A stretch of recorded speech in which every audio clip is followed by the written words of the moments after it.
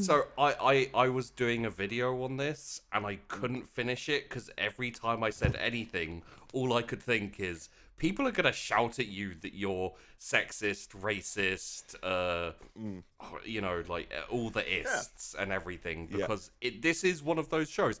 Anyway, I hit record a little while ago. Welcome Oh. to DropPod. We are talking about The Watch, the TV show based on Terry Pratchett, the most amazing person in existence's Yay. IP. With me today, I have Bob, God help us. Fuzzy, Hello. and Mad Dog. Woof. And now you can see their faces light up with green when they're talking. You know who's who, because fuck names. So the first thing I want to start off with before we just go crazy and in all directions is I'm going to read out the setting and plot from the wiki, which is set in the fictional Discworld's principal city of Ankh-Morpork. The Watch was described by Terry Pratchett as a Pratchett-style CSI, and Narrativa, the people who are in charge of the Watch TV show, as a punk rock thriller. It is to have an episodic storyline following the format of a crime of the week as tackled by the city's police force under the command of Sam Vimes. To expand on that from what I've researched, it's also been described as cyberpunk. Oh, God. No. I mean, do I need to continue? Like, genuinely not drunk enough to talk about this. Should we just drop a nuke and have fucking done with it and just go out in a blaze of... Wait. How much tequila do I have left? Why am I only drinking tea? Yep. Damn it. Also, because I know I've told Bob and Fuzzy this, Mad Dog, I don't know how much you've delved into it. Just to give you guys an idea, because this I think this is the one that actually broke Bob. Okay, so in 2019, in November, there was a little press release and conversation. The person playing Lord Vetinari, Anna Chancellor, said, with the combining characteristics of Dracula and Elvis, Lord Vetinari has sprung to life in the most alarmingly joyful way. In what way I mean, does don't... Lord Veterinary in any way relate to Elvis? Elvis. Oh, God. Not only that, but Ruth Madeley, who plays Cut Me Own Throat Dibbler,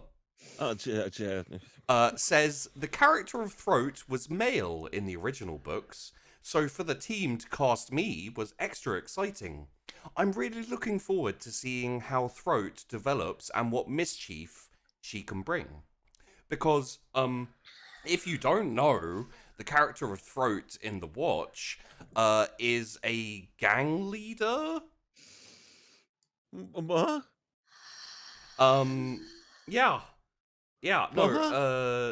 Where's the there's a description of Throat here somewhere. Remember that when I said that thing like, oh yeah, I don't mind if they change a few things as long as they get the characters right. Yeah. Remember I said that? You Terry don't actually wrote an episode of this. Wait. well, no, not really. It says Terry Pratchett, one episode. Yeah. Oh, well, he couldn't have wrote it in 2020. So He probably did the plot. So there's also comparisons of the major differences and everything like that. But I'll do the ones that are going to destroy you, and then we can talk about other stuff. So in The Watch, Lord Vetinari, patrician of Ankh-Morpork, and architect of the city's normalized wrongness and ramshackle system of governments, played by an actress here, we have no clue as to yet how Anna will come across as the patrician, although by the quote she gave in a press release about Elvis and that kind of thing.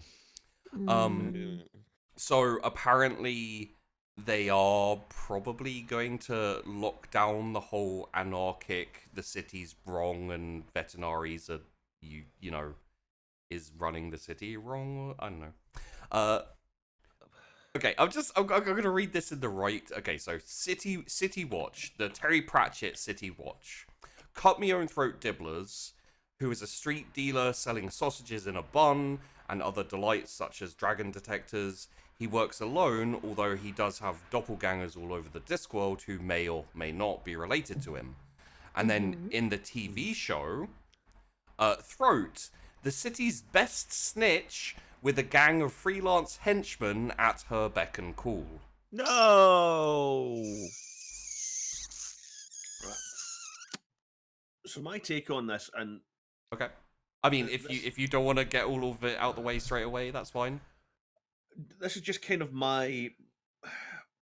What I reckon is they've had a specific story they've wanted to tell, and they've sort of shoved it into a Pratchett-shaped case. Yes. I disagree slightly. But I reckon that's what's going on here, is these characters already existed as something else and then have been made to fit as close as they could to the Pratchett character that best fit them without changing them from the original design as much as possible. I think this project has probably started off as something else. It's been retrofitted to this. I feel like they watched Bright and then went Haha! and then went, what's something with name recognition that we No. could... And I'll tell you why. Because this was originally announced in 2011. But that's when Terry Pratchett was still involved. That's when Rihanna Pratchett was still involved, and when Rob, what's his name, was still involved. Like they all bailed over the years ago. Yeah, the way a project's developed in TV specifically over a series of years, it starts off at one thing, it ends up as completely something else because of all the influences that come in over time. Yeah. Mm-hmm. And How do we sex this up? Well, the BBC got like sued. They weren't originally very involved, and then they got and like we all know, like let's face it, we all know what the BBC's like. It's not good. No, Anyway, I'll just so City Watch. City Watch is the Pratchett version. The Watch is the TV version. So City Watch. Lady Sybil Ramkin was most at home in wellies and a leather apron, wearing a wig to cover her singed hair from looking after the swamp dragons at her Sunshine Sanctuary for sick dragons. She had faith in the patrician and his ways to make the city work for all. And this is an interesting thing to add. Certainly not a vigilante. Why would they say that? The Watch, Lady Sybil Ramkin, last scion of Ankh-Morpork's nobility. So I guess Rust isn't in it, which, you know, okay. Who's trying to fix the city wrongs with her chaotic vigilantism. That's Red Shoe. They've made her Red Shoe. They've made her Batman. Red Shoe she's rich. wasn't really a vigilante. He just did a lot of fucking protests. Yeah, but imagine Red Shoe if he didn't fall apart. Undead, yes. Unperson, no. Yeah. I mean, he was a revolutionary in the Night Watch. Yeah. So, like, yeah. Yeah, that's true. But the point of him was he was an ineffectual revolutionary vigilante, all that kind of thing. He only found his place when he, started working in the Night Watch and the Guard in general. But the main point of Sybil Ramkin's character as she develops and as a relationship with Vimes develops over the course of the books, is that she shows them there is a humanity to the people who he has to look up to, who he absolutely despises. That's the entire point, showing that there is very little difference between the two of them. It's just a case of breeding and money. I mean, the best thing about Sybil is she's a nice person who everyone likes, and she uses that to effect much, much bigger change than even Vetinari can effect. Yeah. Like, Vetinari manipulates things behind the scenes, and it's Sybil people just like has Sybil a lot of who friends Yeah, she keeps in yeah. contact with. Yeah. And if they're not all directed at the Sunshine Sanctuary for sick dragons, they're a powerful force in the Discworld. Mm. You know, and Like- that's what he does for them. One of my favorite scenes is when the Deep Downers come to their house, and she's like stiff upper lip and all that, and then she breaks down, and he kind of like, you know, that's not going to happen here, because women aren't allowed to show any kind of weakness in these type of fucking things. So you know she's going to be Batman. You know that Angua's going to be the smart talking corporal who like trains the dumb dude who doesn't understand about things. And okay, does any like Corporal Angua and Constable Carrot? She is now training him. I'm like, no. I can accept that in a different show, but in this one, you just know that he's gonna make really dumb comments about men and women, and she's gonna like roll her eyes and be like, "Oh, you don't know that," you know, that kind of shit. This is the thing: is the Watch, as it starts out in the Pratchett books, is We'll get to Cheery, Vimes, Colin, Nobby, and Corporal Carrot. Yeah, that's it. That is the entirety of the Watch initially. Yeah. And Corporal Carrot's a new addition.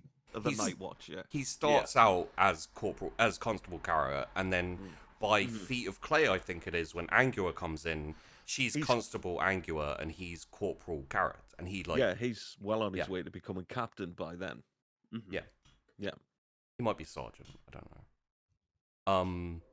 But the whole point of the first couple of Watch books is Carrot and his honesty and his like straightforwardness, and everyone liking him so much that he starts affecting change, and it's like it's really cool to see, because like the Vetinari ran the city and he ran it well, but there were still issues, and it's almost like he was waiting for someone who could run the Watch properly to have like proper laws and things like that. Yeah, and like it just hurts so much to be like, okay, Vetinari's useless apparently, but or like he's corrupt. You know, I don't know how they're gonna play it, but it just feels wrong. So there's also Captain John Keel, former leader of the Watch and mentor to Sam Vimes, determined to save the corrupt and chaotic city. but he died. Who's dead? He died on the glorious 15th. Oh no, he didn't. No, he's still alive. No, he's dead. He's dead. No, he died. No, he's Wait, still alive. did Vimes take Motivation his- for wait. Vimes. Yeah, Wait, Vimes replaced him in the Yeah, Night Watch, time but in the travel, original, in the Back to the Future novel. Yeah. Yeah. But in the actual original, timeline he died. before that, he died during the whole thing. So what the There's also This is not Pratchett. No. This is not the Watch. well, this is how the fans of the fucking Sandman comics must have felt when Lucifer came out.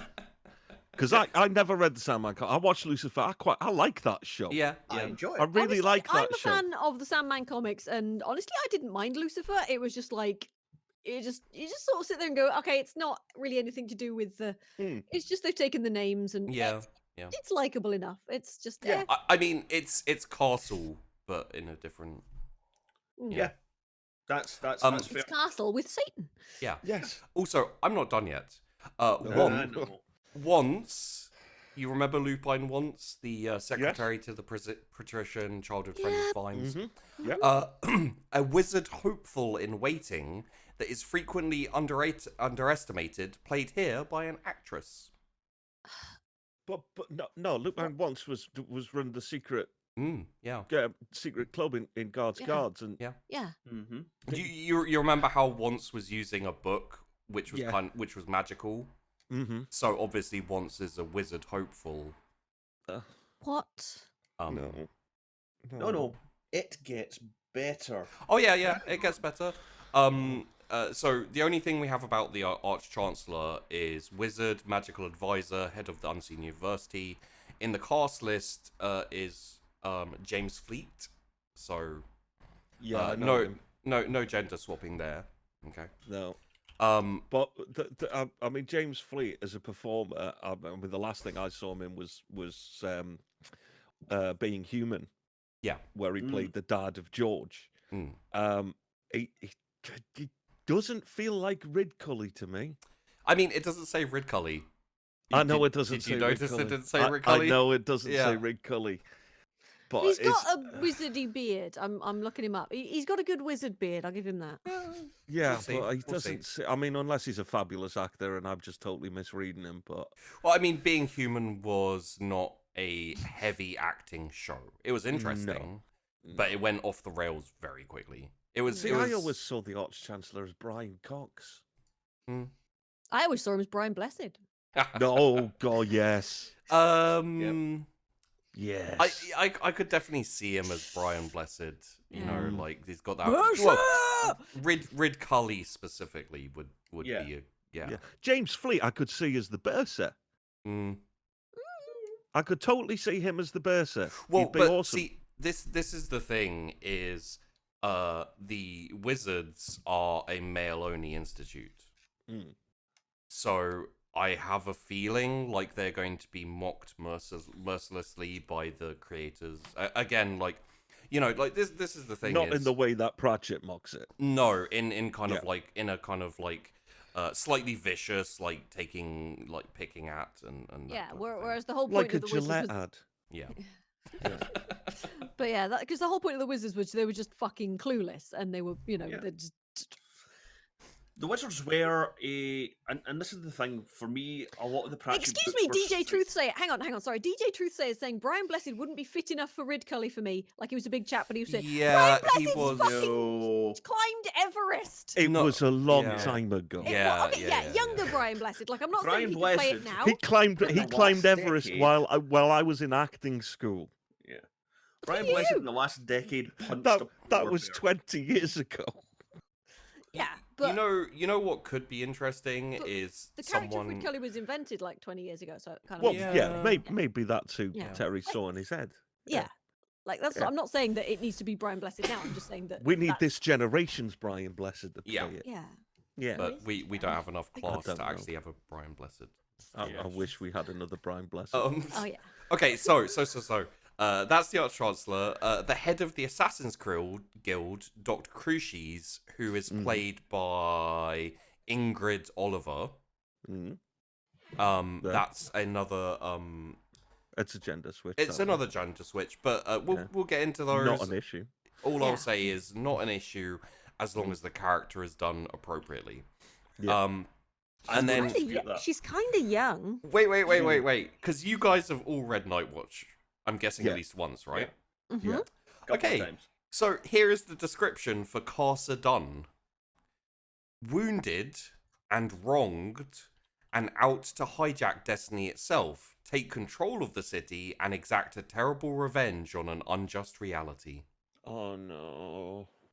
Does anyone remember Carcer from the Nights? Like that's him, right? That's what he was like.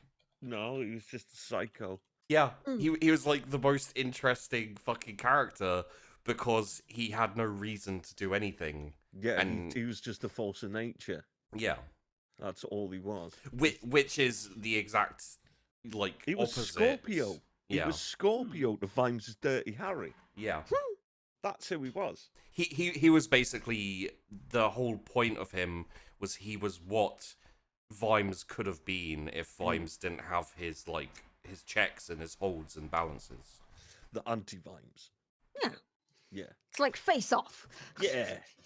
Yeah, I also again, like some of the characters are black, some of the characters are white, some are like women when they were men. Like Pratchett never really went into race, and even if he did, I don't have a problem with any of those switches. The problem is let's get into Cheery. Because because that's a that fucking really, minefield. really annoys me. This casting for Cherry Littlebottom. I'm just gonna I think we're skipping over something though with Crucius. Yeah. And this is a point I made talking to Fuzzy earlier on. We are swapping out what was a parody of the Old Boys Club. Yeah. For women. Yeah. And I don't inherently have a problem with that, but it does seem somewhat tone deaf given who is in power in the UK and the US now. Because you have privately educated schoolboys that have never faced the consequence in their life. Hey. Being... Some of them run streams. But, you know, you've got Boris and his cadre in the UK. You've got the Trumpet over in the US. Yeah. And they are almost archetypes of that. Yeah. And you're losing an opportunity to skewer them. Yeah. Because you cannot realistically go at women in power. No. The same way that you can go at those same privately educated schoolboys. No, I mean, you can go at them because, you know, we had what's her face who stepped down or got thrown out. Theresa May, yeah. You know, like anyone who is bad at running the country can be gone at. You know, anyone who's bad at running a government or whatever. The problem is that they won't, because again, you know, when you get this kind of, I'm just going to call it identity politics. You could call it whatever, but that's like, just for the sake of argument right now, let's call it identity politics. You know, this is, there's no reason to have Angua as the corporal looking over Constable Carrot. Like there's you know, like depending on a whole load of reasons, you know, you could have things different, but the only reason is to have Angua be the kind of badass I don't want to say Mary Sue like, but you know, that kind of character that is just always got a quip, always got a funny line, always kicking ass, always taking names. Like, that's kind of what Angua was. But in the later books, she was. She even developed into that kind of character where her presence would strike fear into the criminals because they knew what she was. But right at the beginning, she was this very attractive yet looked like a bit helpless girl. With and the whole with a gaze that sort of looked like, you know, sort of. Then you look at her and think, she can probably see my throat out. Why do I think that? Why is she looking at my jugular like that? A little creepy, a little threatening, but and as she built her confidence over the course of Men at Arms and Feet of Clay and stuff like that, then she became the badass Sergeant Angua that we all, you know, came to know and love. But we're not going to get that growth here, are we? I mean, she still also had difficulty with like social. She was a bit of a loner. You know, she had a lot of like personal relationship problems with Carrot. Like she would fit herself around him instead of being her own. You know, and even though she didn't appear that much in the later Watch books, they still managed to have like good character development for her. Oh, great Angua moments. Yeah, will pop up in the course of it. And nothing was lost in that either. Having it's not even the roles reversed, just that difference in position, because she continued to be the character that was looking out for Carrot, covering up for his inability to not see the best in people, and to basically make sure that he didn't screw up so badly that he got himself killed. But at the same time, the power dynamic did play into their relationship in the books, because she, at times, even in herself, when you're reading through specifically Feet of Clay, she almost feels like she's becoming his pet. Yeah. And if you reverse the power dynamic between Carrot and Angua, you can't have that conflict either. Yeah. She has no vulnerability based on the characters as we know them, and I doubt they're going to have any character development for her. And, you know, a big caveat there is obviously we have very, very limited information on totally characters. We're speculating completely based on a bunch of headshots and some stills that have been released. And some really, really disturbing comments from the actors and actresses themselves. Elvis! So, in the Watch, Sam Vimes is described as Sam Vimes, Captain of the Watch, disempowered by a broken society. That's it. What? Yeah. Oh, he's disempowered by alcohol. Yeah. Yeah. Well, I mean, like there was an aspect of the broken society. Like the thing is like the whole point is he drinks because shit's fucked up and there's not much you can do about it. In the Guards, he legitimately said, you know, in Vimes, like Vimes's kind of third person thoughts kind of thing, is the city works. He didn't like it, but the city works. There was no need for the Guard. That's right at the beginning. That's practically the opening film noir monologue there. That's what Vimes is thinking and says. He loves this city. It's like a woman. This is you know, in his disjointed drunken thoughts. Yeah. That's we're where we find. That's where we find him in the books. Where are we going to find him this time? Just the dejected old-time cop sitting behind a desk. Well, man, I wish someone had the balls. We do have the image of Vimes, and we can talk about the images quickly. I don't mind the image so much. Well, it's like... I want to talk about all of the images, to be honest, because they all have different things about them. So we'll look at the image of Vimes, and it looks like a well-trimmed Robert Llewellyn there, putting on a silly face. The look is acceptable. I mean, I'm not like this is Vimes, but the problem with it is he doesn't have a helmet, he doesn't have a breastplate, he doesn't have any armor. He looks like he should be in Blade Runner.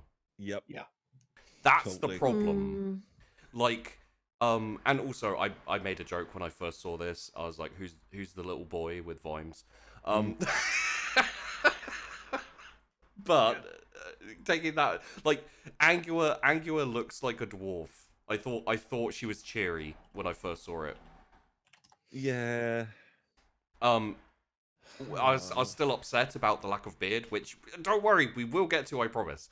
But Vimes has a hip flask. I thought it was a gun, and I'm glad it isn't. Yeah. And do you also notice he's got the tail of his shirt coming out of his zipper? Mm-hmm. I mean, references, right? Because everyone loves Star Wars. Wait, what? One of the throwaway things about Vimes was that he was a mess and he had the tail of his shirt coming out of his zipper. It basically is like, oh, we know that there are people who might have read the books, and so we'll throw them a little morsel of something that is basically unimportant. But here's an Easter egg. Let's move on. Yeah. Yep. But they got you. They got you because you brought it up. And I do wonder if this shot is where the cyberpunk comes from. Because saying that, because there's obviously light bulbs in the background. I mean, cyberpunk, steampunk. Yeah. It's all. I wonder if that kind of aesthetic from that shot's what's inspired that comment. I mean, because that's also, what Is that's what the showrunners said. Is anybody else bothered by the fact that Vimes has a cigar and a hip flask at the same time? Because the whole yes, point I am completely, totally. Hip flask with the cigar. Yeah. The whole point. He switched one vice for another one that's slightly less bad for him. Well, and then he stopped smoking cigars as well in Snuff. I think it was. He was. Yes, he does. He because you know because he found out who was making them. But no, like. And there's the you know what? If they wanted to put electricity in the Discworld, I wouldn't have that much of an issue with it. I mean, we've got quantum computing. You know, like you know, they could have maybe come up with like a funny throwaway reason, or you know, something like, you know, just whatever, fuck it, who cares? But there's only so much whatever, fuck it, who cares? So at this point, after seeing all of the stuff that I've seen, I can no longer say I'm okay with electricity in the Discworld. They haven't got anything really even close to, you know, right. I mean, it's like they just don't want to make the Discworld. Yeah. That's what it looks like to me. It's like, well, we kind of like some of the ideas in these stories, but you know, fuck making the Discworld, man. Yeah, I mean, like, I feel like the entire reason Detritus isn't in it and Cheery. Yeah, I know. I mean, one of my favorite all-time characters in the Discworld is not in it. Yeah, like the triumvirate. I think, therefore I am. I want Cuddy. I want the Detritus and Cuddy relationship. I want to see that explored on screen. I love that so much. I want that to be the greatest cinematic bromance in existence. Oh my Fuck Finn and Poe. Oh my god, I wasn't even thinking about that, and I want my boys in the Port Futures warehouse doing calculus. That's what I want to see. Yeah, I mean, Chrysoprase would be such an interesting character. Oh yes. You know, Diamond and like, King of Trolls. Yeah. I mean, if they don't have trolls in it, which I don't think they're going to because budgetary constraints, then they're not going to have any of the intricacies between the trolls and the dwarves. Well, if they hadn't spent the budget on all the electric fucking lights, they could have had a troll. Yeah. They could have had a few trolls. So that's the they didn't even have enough budget for fucking Cheery's beard. Can we please talk about Cheery? Because we that's gonna be like non-stop, and it's also gonna be a fucking minefield. It is going to be a huge minefield because I have opinions. I have opinions, and I don't have a channel to protect. Me too. So the next image is Carrot and Angua. Carrot's the wrong shape. I want him to be broader shouldered. He's kind of got to look like He-Man. He gets his name from his shape, not his hair. Yeah. I know. Well, it was the hair as well, a little bit, I feel. Well, the hair was a bit of it, but it was mostly because he tapers like a carrot. I mean, technically, if he was supposed to look like a carrot, his hair should be green. But let's not give them ideas. Hey, I'd go with that. Yeah. I'd go with that. But I'd say out of all of the characters, in terms of looks, Carrot looks the most. Like he even has chainmail under his. He's got sort of whoever the actor is that's playing him, and I couldn't find a headshot of him, Adam Hugill. Yeah. He's got a kind of regal bearing about him, which harkens back to Carrot's background and his backstory. But he does look a little. He does look a little bit Norse Scandinavian, like in his face. But you know, that's like Yeah, no, he's definitely got the regal outline that you could totally see on a coin or something. Yeah, but if you look at him stood next to Angua in this picture, right now, we know from the picture of her with Vimes that she's really short. Yeah. So Carrot ain't that big. No. Yeah. Carrot's only going to be about 5'10", 5'9", unless they 5'10". made Vimes' actor. Although I think Vimes' actor is actually quite tall as well. If Vimes' actor is quite tall, they look. But he shouldn't be as tall as Carrot. Yeah. No. Yeah. No. They look about the same size. Yeah, Vimes, I think it's internal monologue, but comments a few times about trying to not loom, but try and be the officer around Carrot, and how hard it is because how fucking huge Carrot is, and the way he carries himself. Yeah. And his posture's great in that picture and everything. Oh my god! I didn't read that. What? Oh god. What? Oh, okay. We have to switch. Sorry, we're going to a different image. Go back to the cheery one. No. There's something else. It may be worse. Oh god, what? It may be worse. Okay. What? This here is Carcer. And you see the two people with him? Hang on. Let me find your stream. Shotguns. Wait, that's Carcer. No, they're crossbows. Don't worry, I also worried that they're they're definitely crossbows. I thought.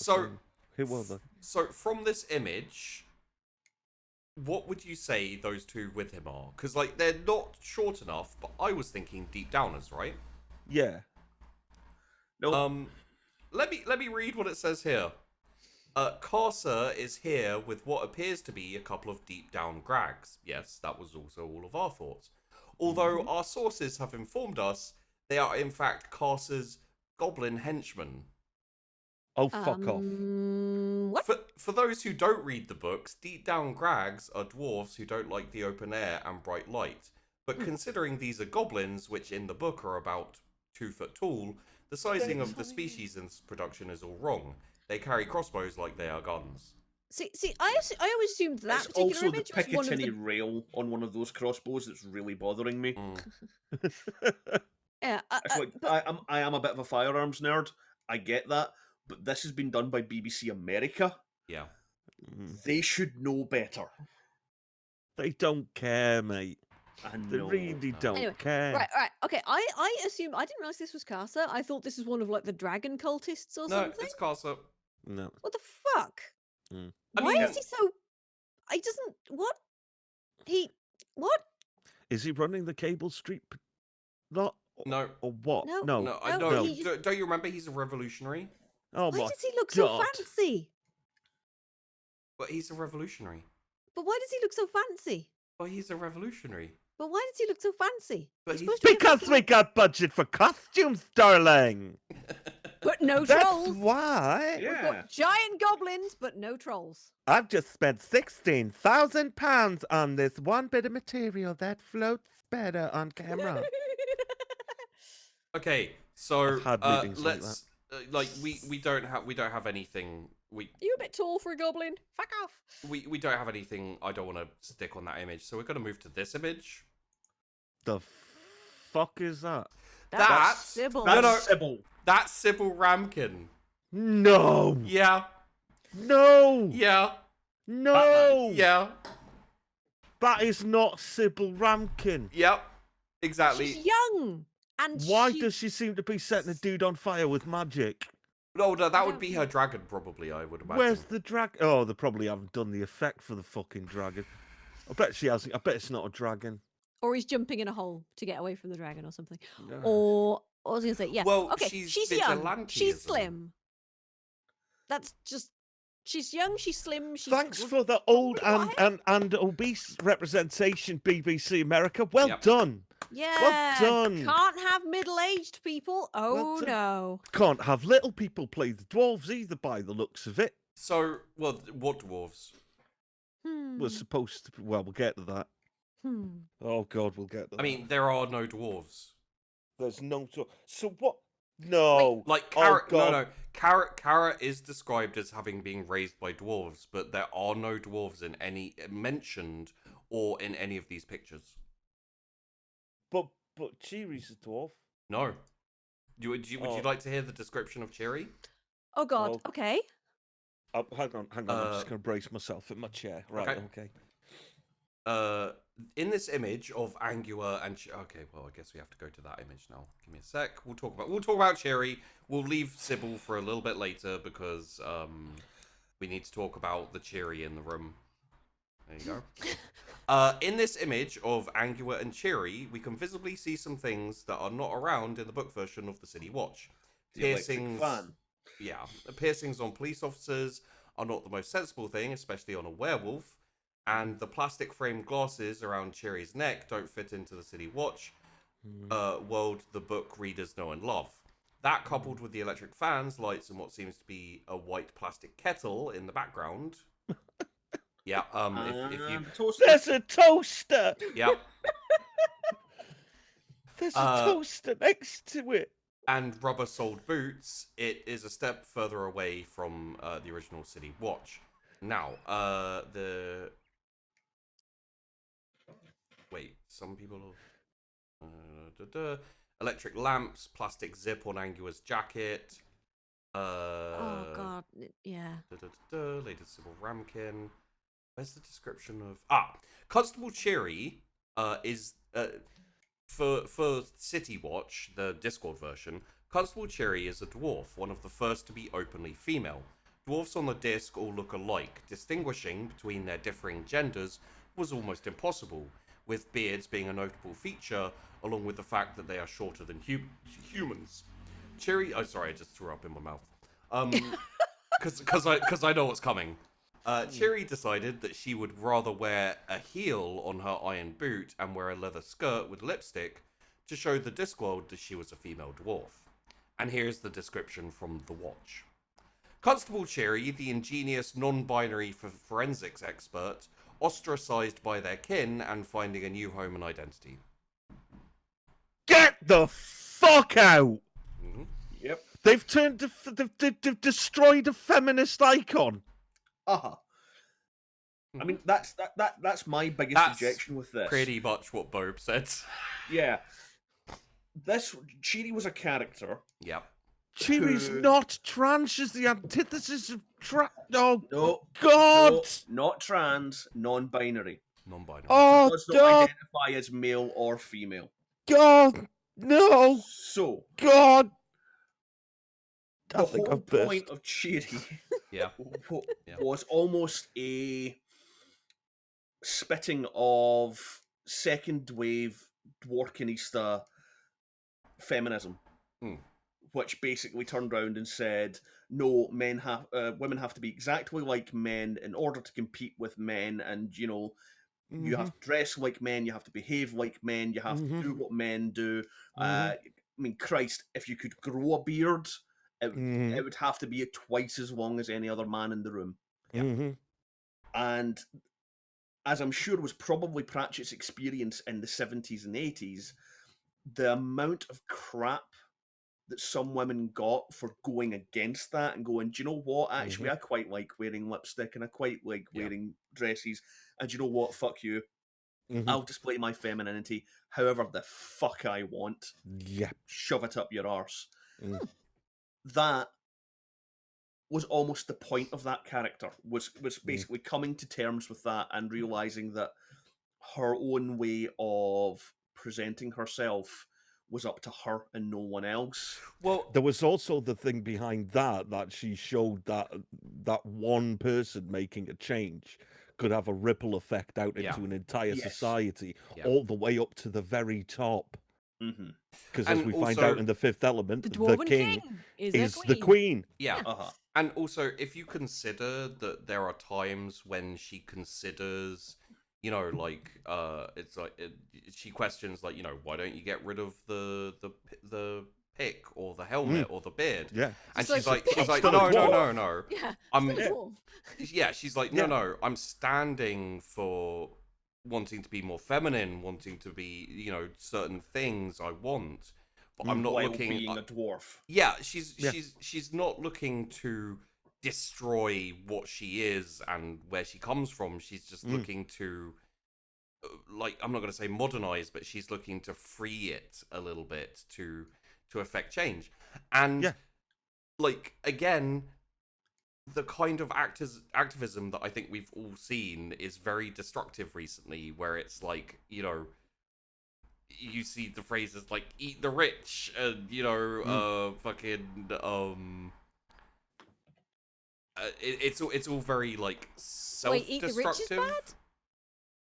I mean, yeah, they're usually quite stringy.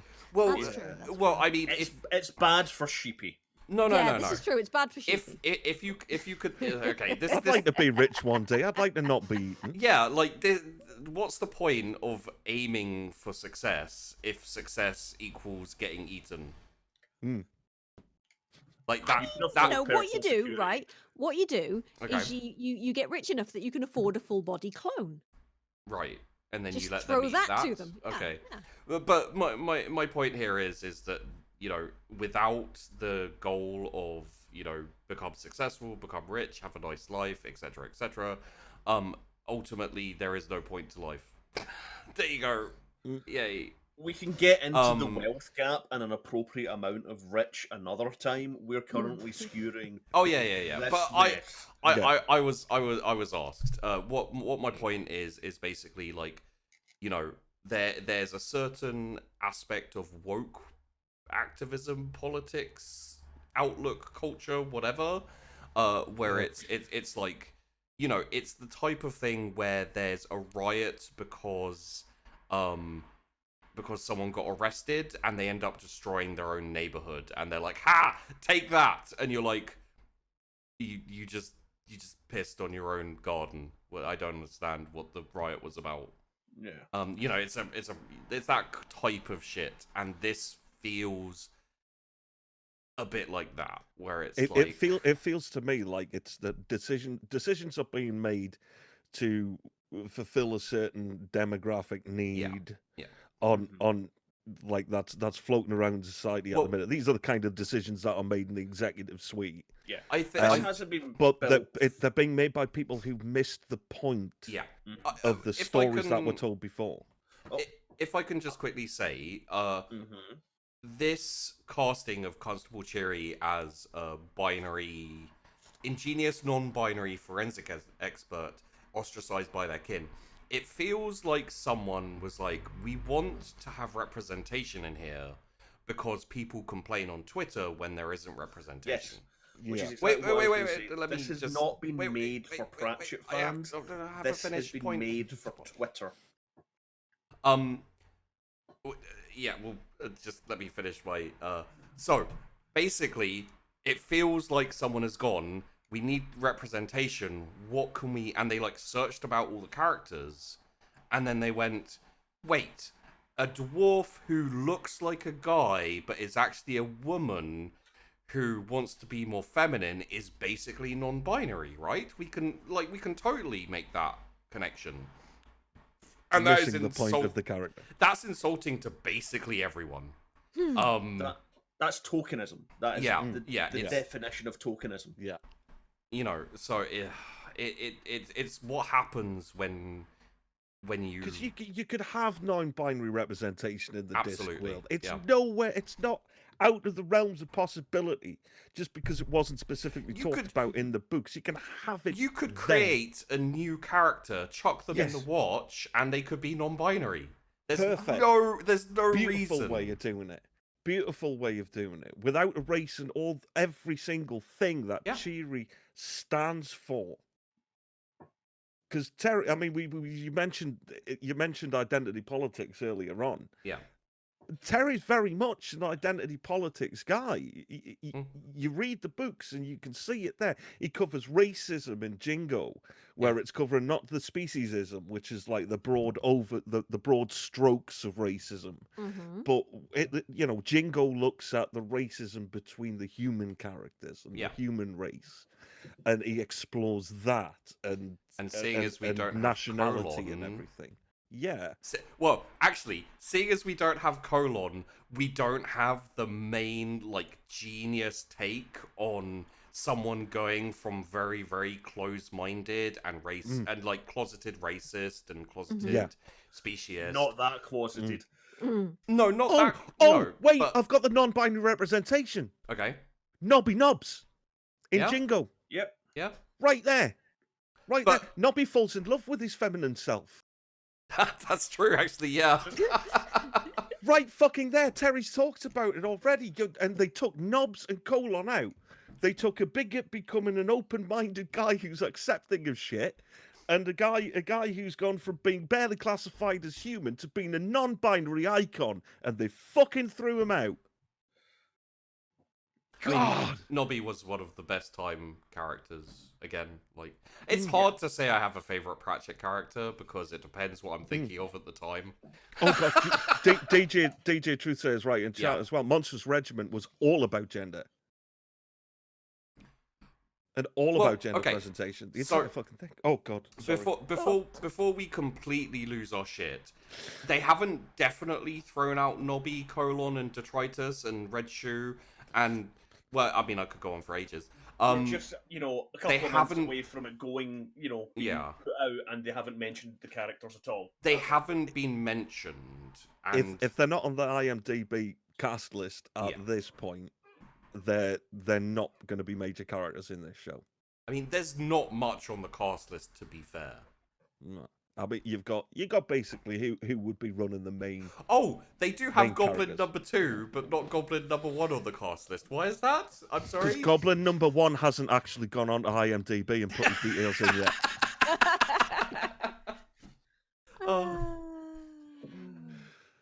Yeah, that's how Goblin #1 and Goblin #2 get on the IMDb. That's how they get a page. It's not because someone in casting's gone, all right, let's fill out the details. I'm just gonna see. I mean, Dog is our insider in the film industry. I am, yeah.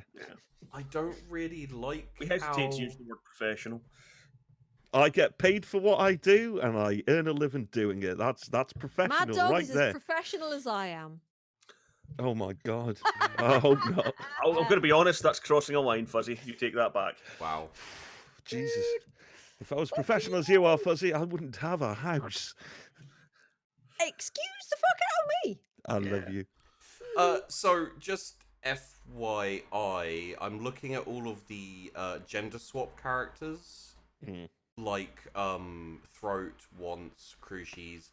They all appear to be 20s and 30s attractive young women. Yep. This is my problem. Throat could be a woman. Could be a woman. Absolutely. Sure. Once could be a woman. Absolutely. Dr. Cruises could be a woman. Absolutely. Yeah. I mean, can you imagine in the Assassin's like, Guild, fucking, yeah, can you imagine like Dame Maggie Smith or something being Dame Maggie Smith? Oh, she'd be awesome. Now Epic. that, yeah, I still argue that it's a tone deaf swap. Yes, I know what you mean. Situation just now, and it's especially given the relationship in Night Watch between Vetinari and Crucies. That was really interesting. You could still do it with women, but I don't think you could have the same relationship between Vimes and Vetinari. There's always gonna have to be changes and adaptations, and Crucies being it's acceptable at first viewing. If you go, okay, Crucies is a woman, we're not gonna have the same, there'll be a little bit of tone deaf like changes, like it's okay, but with all of the changes, suddenly nothing is acceptable. And like that's my take on it. None of this shit is acceptable because there are too many tone deaf, not caring about the original IP, not apparent. Like this is Bright Blade Runner fucking wedged and forced into Discworld. It's Tin Man. Do you remember the miniseries Tin Man about the Wizard of Oz? Nope. No. Oh god, they completely changed it. Totally changed it. Zooey Deschanel was like descendant of Dorothy, and when you went to Oz, there's the Tin Man is like a sheriff, and it was just totally took the whole thing and went flipped it over, and it was like, this bears absolutely no resemblance to Oz, absolutely at all. On its own, pulling it out of the original films and all the rest of it, it was quite good. I enjoyed it. Yeah, but I think that's probably what we're going to have to do here. But I already had to try and do that with Discovery. Yeah, that's actually that's I couldn't do it with Discovery, which is why I stopped after the second season. And yeah, no, it's just, I think that's what's going to have to be here. I don't think, if you removed reference to Pratchett, if you changed the names of the characters, I don't think watching this, you would be able to identify this as Discworld. No. Yeah, it could just be any steampunk world. Yeah, and I think that's where this basically falls down. It's that shouldn't be possible. So, for instance, let's say you kept the dialogue and everything else the same in the second trilogy of Star Wars, as horrendous as parts of them are. If you change the names, if you glossed over, took away the reference to Star Wars, and you sat and you watched it, you'd still turn around and go, "This is fucking Star Wars." Yeah. It's like somebody would be getting sued, basically, because Disney. If you did that here, I don't think lawyers are getting involved. Hey, this seems a bit like maybe a Discworld homage. Yeah, it's homage or inspired by, or yes, you wouldn't not turn affiliated to, don't take seriously, but this, Yeah, Discworld with all the serial numbers filed off. Incidentally, I would be willing to do a drop pod all about how World War Z is one of the most awesome things ever as a book. I'm just throwing that out there. For a second, I thought you meant the movie. No, the book. I have read and listened to the book multiple times in a short period since I found it. If you enjoyed that, I recommend Day by Day Armageddon to you. Okay, I'll make a note of that then. Yeah. I've got a theory about how this series is going to play out. Oh God! Just based on the data on IMDb. Yeah, I've also been looking into the episodes and stuff, and I also have a theory. Yeah, it's gonna flow like the police procedural with the crime of the week type feel to it. There's gonna be maybe one like 2-parter episode, probably gonna be the pilot. Yeah. You've got the character cast is done is gonna be your big bad all the way through the show. You're gonna have the will they won't they romance between Vimes and Lady Sybil. You'll have the development romance worryingly between Carrot young and, Lady Sybil. Yeah, and you'll have Carrot and Angua. They'll be coming together. But then the bad guys that you're gonna get week to week, you're gonna be dealing with Veterinary only in one episode. Yeah. You're also going to be dealing with the Arch-Chancellor in one episode. Have you also looked at the episode cast list? Like going from episode to episode, because I have. Oh, I haven't gone through that yet. But I got a feeling these characters that we know, Throat once, Cruces, and Arch Chancellor Rid, Cully, and Throat, they're all going to be the bad guys of the episode. Well, or the foil. I had a look at the episode list. Let's see. Veterinary, the Arch-Chancellor, Captain Keel, Goblin 2, Throat, Once, and Dr. Cruces are only cast members on the first episode. Oh, the one. Wait. The first episode is also the one that Pratchett is supposed to have been involved in. Yeah. Oh, and also to give you a little extra information, how did the City Watch get so changed drastically from the Watch? There was a clause which stated that Terry Pratchett had input into the series, and since Terry Pratchett died, they were like, "Woohoo!" Yeah, they basically Rhianna Pratchett and Rob Wilkins, they didn't sign off on anything on the Watch. They had no input into it after Terry Pratchett died. Yep. Oh God. And did you see the tweet that the Pratchett Twitter put out? Yes, she was talking about the Earthsea thing. Yeah. The intent. It was at the same time that the images got released, and they put the Pratchett official Twitter put out a interview between Ursula Le Guin and talking about the Earthsea TV show, where she just was like, they fucked it completely. It was terrible. So they didn't say anything official, but they were basically like, this is how we feel about it. Yeah. Oh God.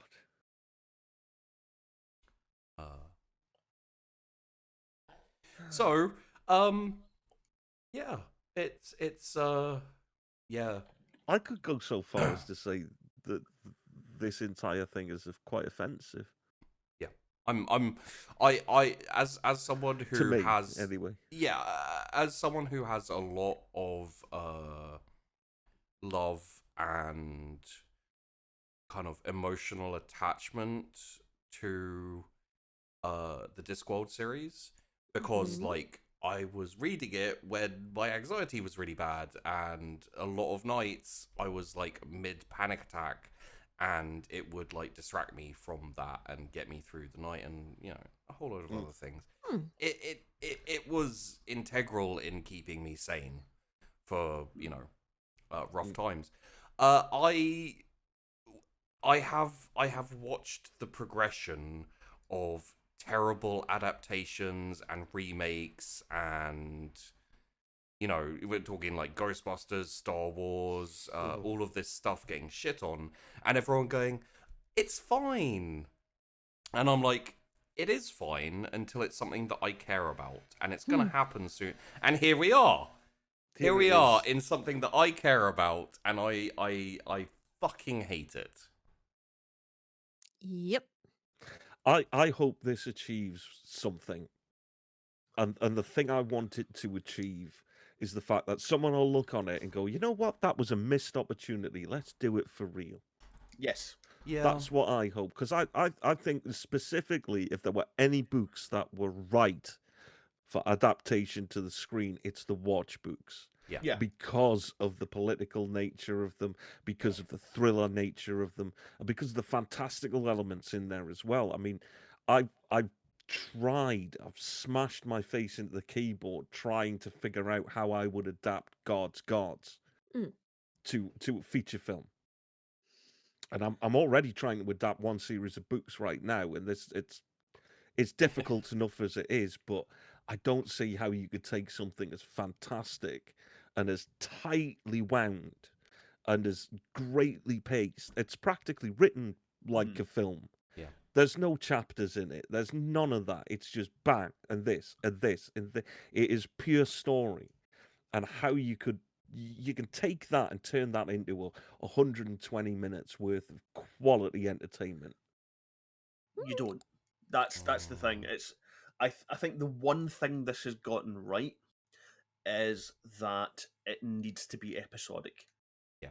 It needs to be. It's like you cannot get guards into 120, or I don't even reckon you could go to 180 minutes.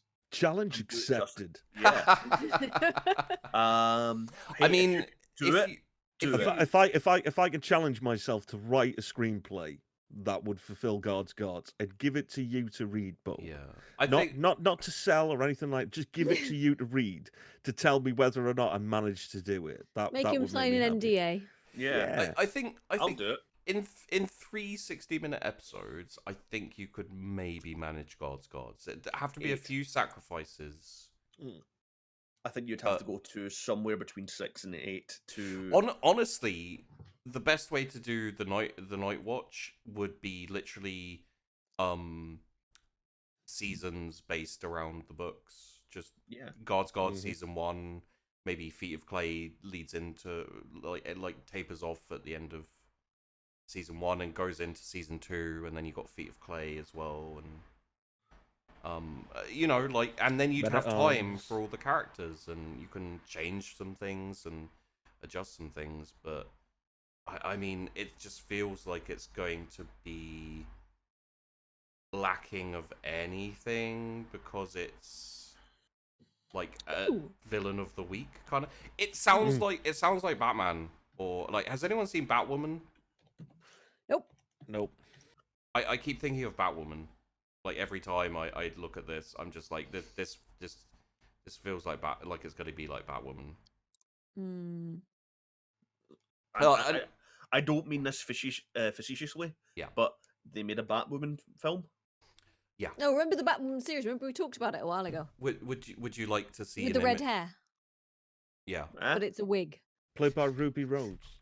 Yeah. Yeah.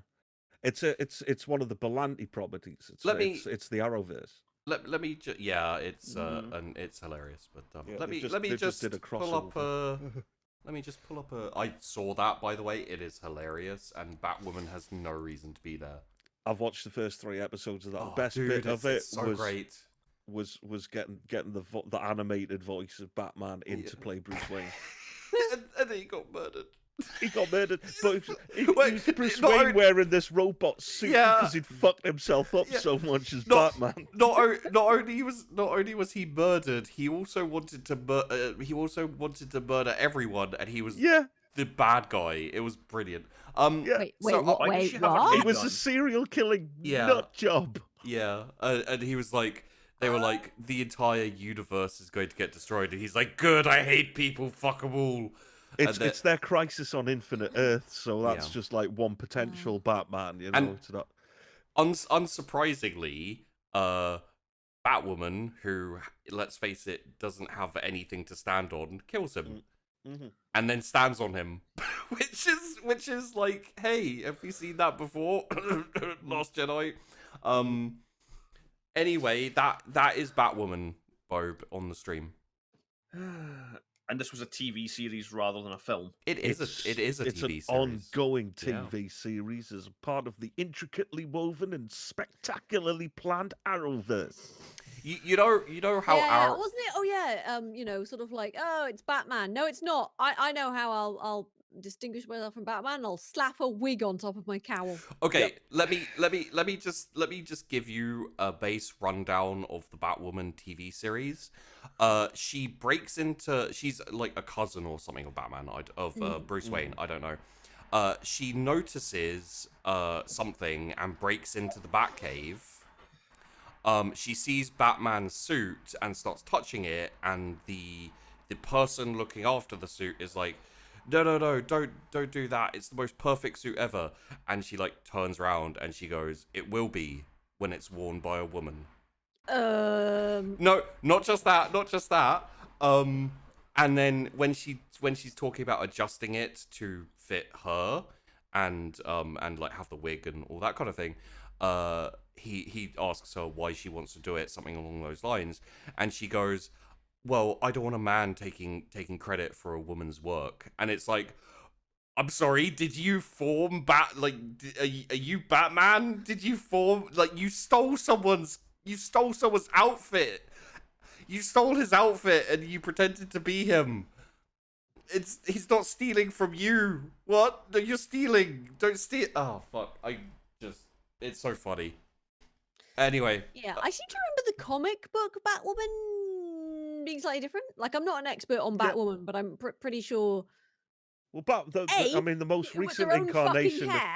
The most recent incarnation of Batwoman, which this is sort of loosely based on, was like their first big lesbian superhero.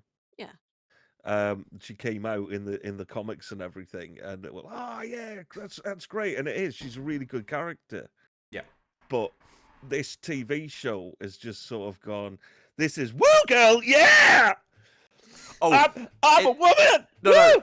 Oh, also, so, calm down. In the trailer, the song is literally "I'm a woman," and the hero that we need, and it goes, the hero that we need is here, and then bats fly forward and black out one of the E's, and it turns into her.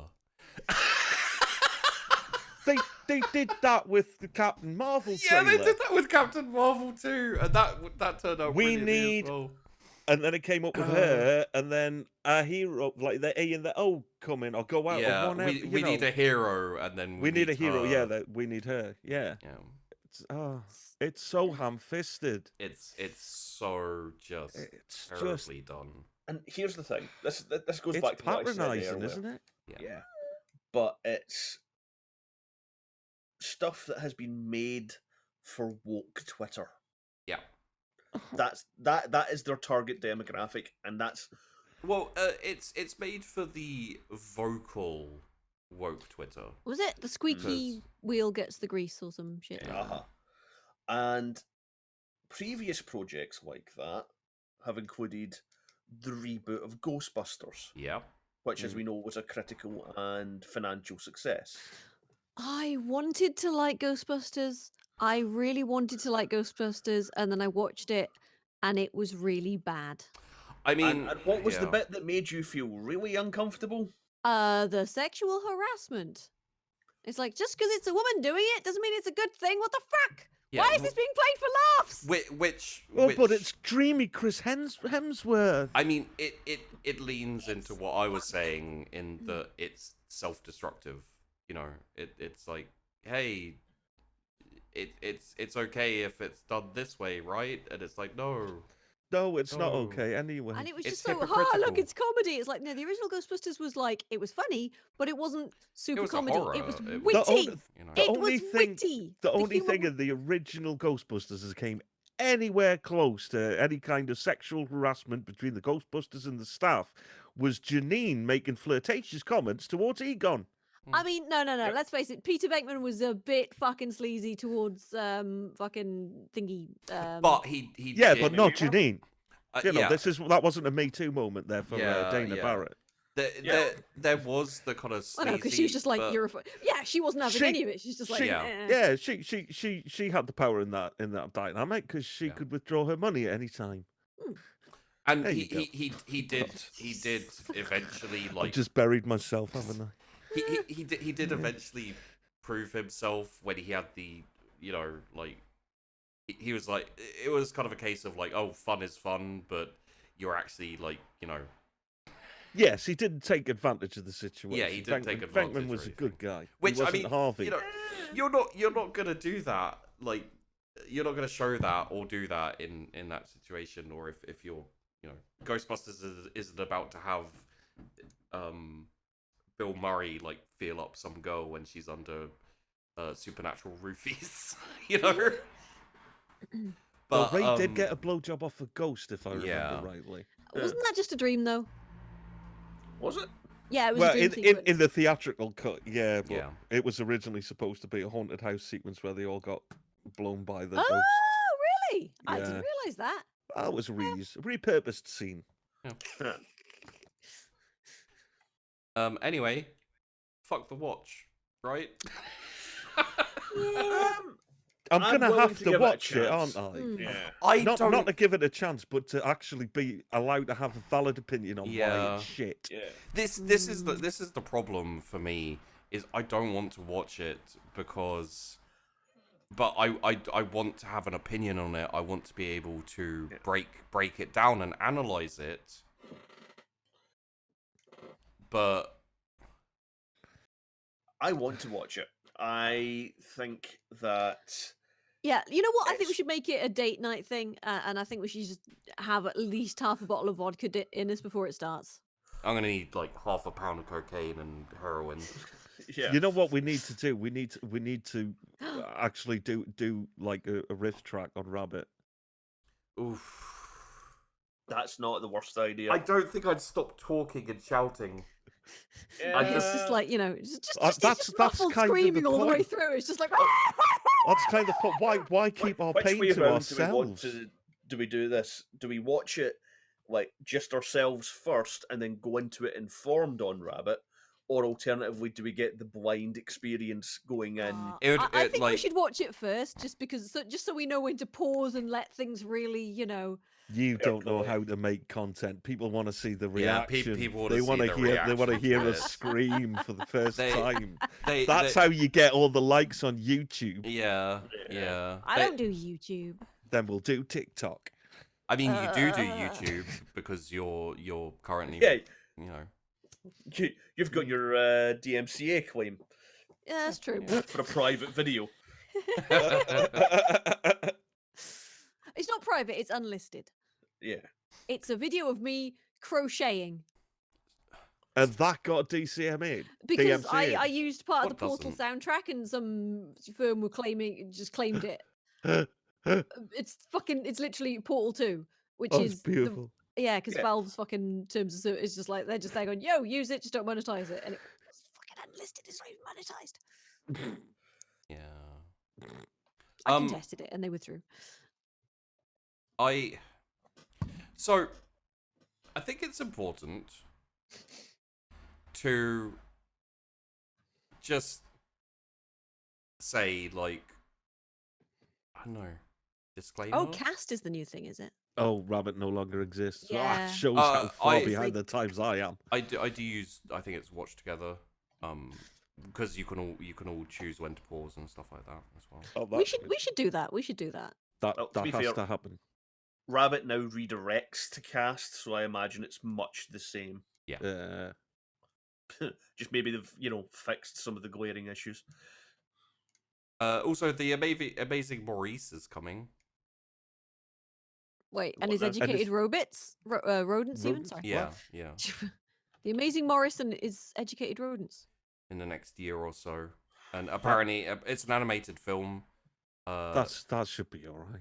Yeah, it apparently it seems like it's gonna be okay. So I used to like the Cosgrove Hall animations. Also, I think we should all mention, how do we feel about the previous adaptations? You know, like, they're not amazing, but I thought The Color of Magic was appalling. Yeah. Which was the one that had David Jason as fucking Rincewind? That was The Color of Magic. The Color of Magic, yeah. That was by far the weakest. Yeah, I was just like, what? Yeah. I haven't actually seen. Was it Going Postal? Yeah, Going Postal. I haven't it seen it. Was okay. The later I stuff liked was quite good. it. There was Yeah. I don't know, there was something about the voices of the dead being missing that I kind of that was that was poignant. That was really poignant. But I can kind of understand why they didn't do it. But Hogfather, I'm contractually obliged to say I like, because one of my mates is in it. Oh well, I could say it wasn't very good, but sure. Yeah. You know, like, you don't have to agree or anything. I'm just it was watchable. So there's Hogfather was first. I didn't mind it, but I don't really. Hogfather is one of the ones I'm not as invested in. Like, I'm like, it's good Pratchett stuff, but it was, you know, you could sort of put a lot of the hurt as Susan much. tales to one side, really. Yeah. I do find Death super interesting. So the other Death stuff, I'm like down for. Also, I mean, David Jason was also Albert, so he was great as Albert. Going Postal, I just don't remember it. He was absolutely great as Albert. I thought he was wonderful. Yeah, I mean, like, the guy who played Mr. Tea Time, I remember being... Oh, sorry, Tia Time. Yeah. Yeah, I remember him being quite good. And I've never been a fan of Susan Stohalet, but I thought she was done well. Yes, she was. She was done well. Like, she's just not as interesting a character for me. And then, obviously, Color of Magic was bad. I think the thing I hated the most, I wasn't too down on David Jason as Rincewind, just purely because I don't think you'd ever find anyone to play David like, you know, I'd like to see Nigel Planer do it.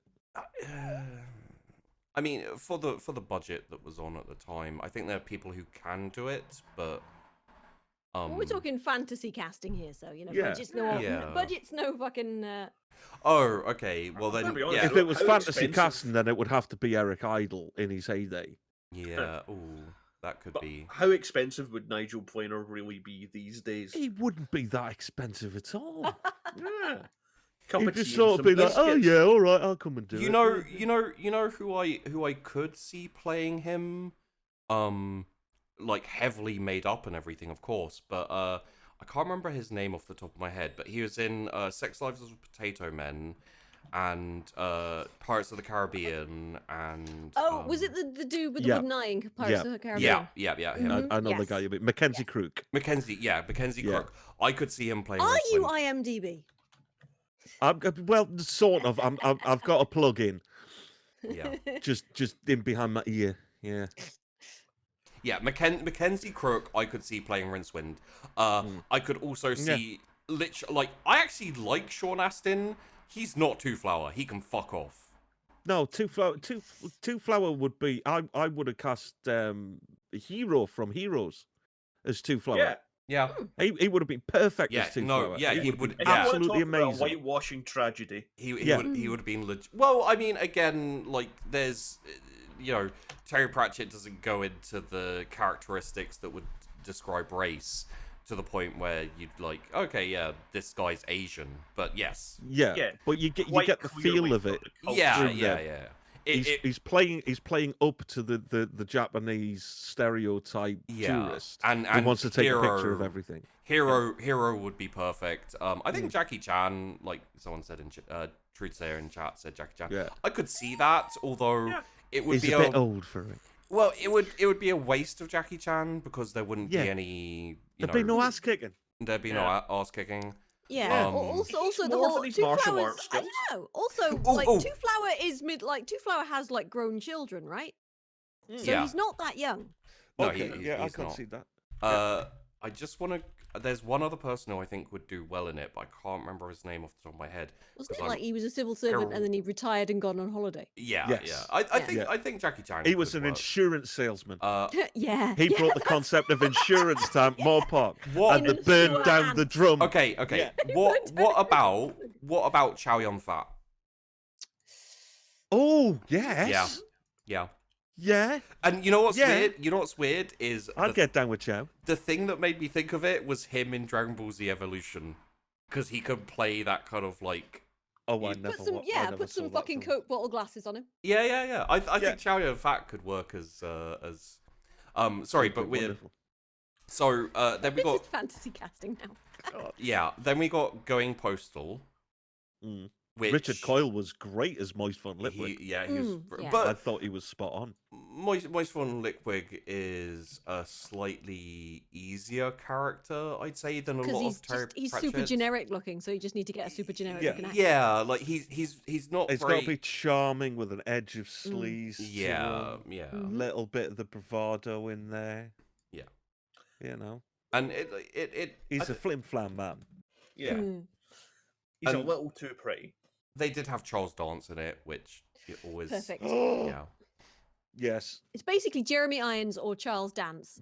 I always say Jeremy Irons when I shut my eyes. See, I say Charles Dance for Havelock Veterinary. The only problem with Charles Dance is the fact that he's blonde.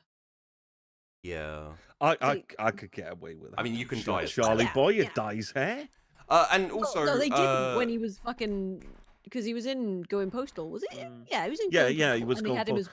And they had him blonde. Yeah, and you could feel you could feel the threat.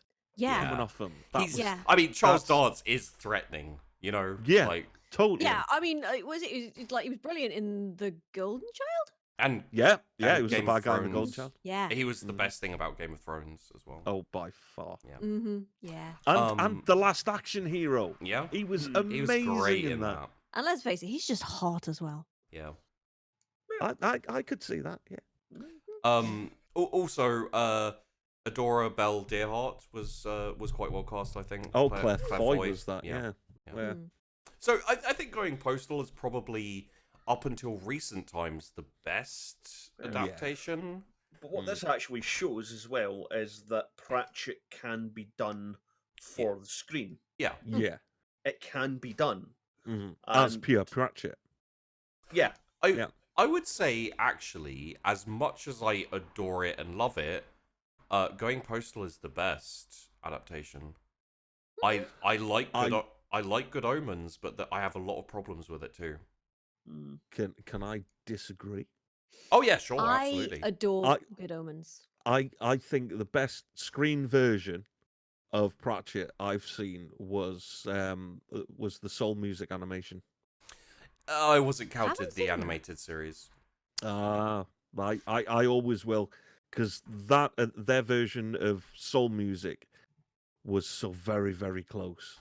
Well, it's very easier, but easier to do in animation. Easier to do, which is why I wasn't counting. Wait. But they had Christopher Lee as the voice of Death. Through the whole thing. Yes, that's good. Oh, was that in his day? I could have seen Craig Charles doing a good Nobby. No, he's too like Nobby's this fucking scrawny little rat man. Nobby, I feel would have to be Cockney. Yeah. I always saw Nobby as Tony Robinson. Yeah. A young Tony Robinson. Yeah, he's a bit. He's a bit where I would go. But actually, Tony Robinson could do him now because Nobby's not young. No, he's about the same age as Fred. Yeah, but who John Goodman would be the only choice. I would probably do it the same way you did Gollum, which was to have him voiced but have him CGI. No. Yes. No. Not for Nobby. No. Nobby's got to be real. Yeah, he's got to be real. Otherwise, it would look too. It would look too weird. Yeah, you wouldn't. It'd be like for Leia the trolls. I can see it. Yeah. Absolutely. And some kind of digital manipulation for the dwarves if we weren't going to cast little people. But I'd cast little people. Okay, so we've been shitting on The Watch, and rightly so, because it's terrible. We have been shitting on what we have seen of The Watch so far. Yes. And What we have seen of The Watch terrible. looks terrible. You know what? Yeah. I would sign off on Danny Dyer being Nobby. Yeah, I would. I hate Danny Dyer. Exactly. Do you think he'd want to play Nobby? I hate him so badly. I love Nobby. Voiced by Danny Dyer, acted by Tony Robinson. Just to really break your brain I hate you, Bob. I hate you. Tony Robinson with Danny Dyer's voice coming out of it. There's something to take you to bed. Do you guys agree? Tony Robinson's a bit of a dick. I don't care. He's an actor. Yeah. He can be who he can play a character. I have information about that. But Not now. Oh. Not publicly. Because it's people I know in real life who've worked with him. So. All right. Am I right or am I wrong? You are not wrong.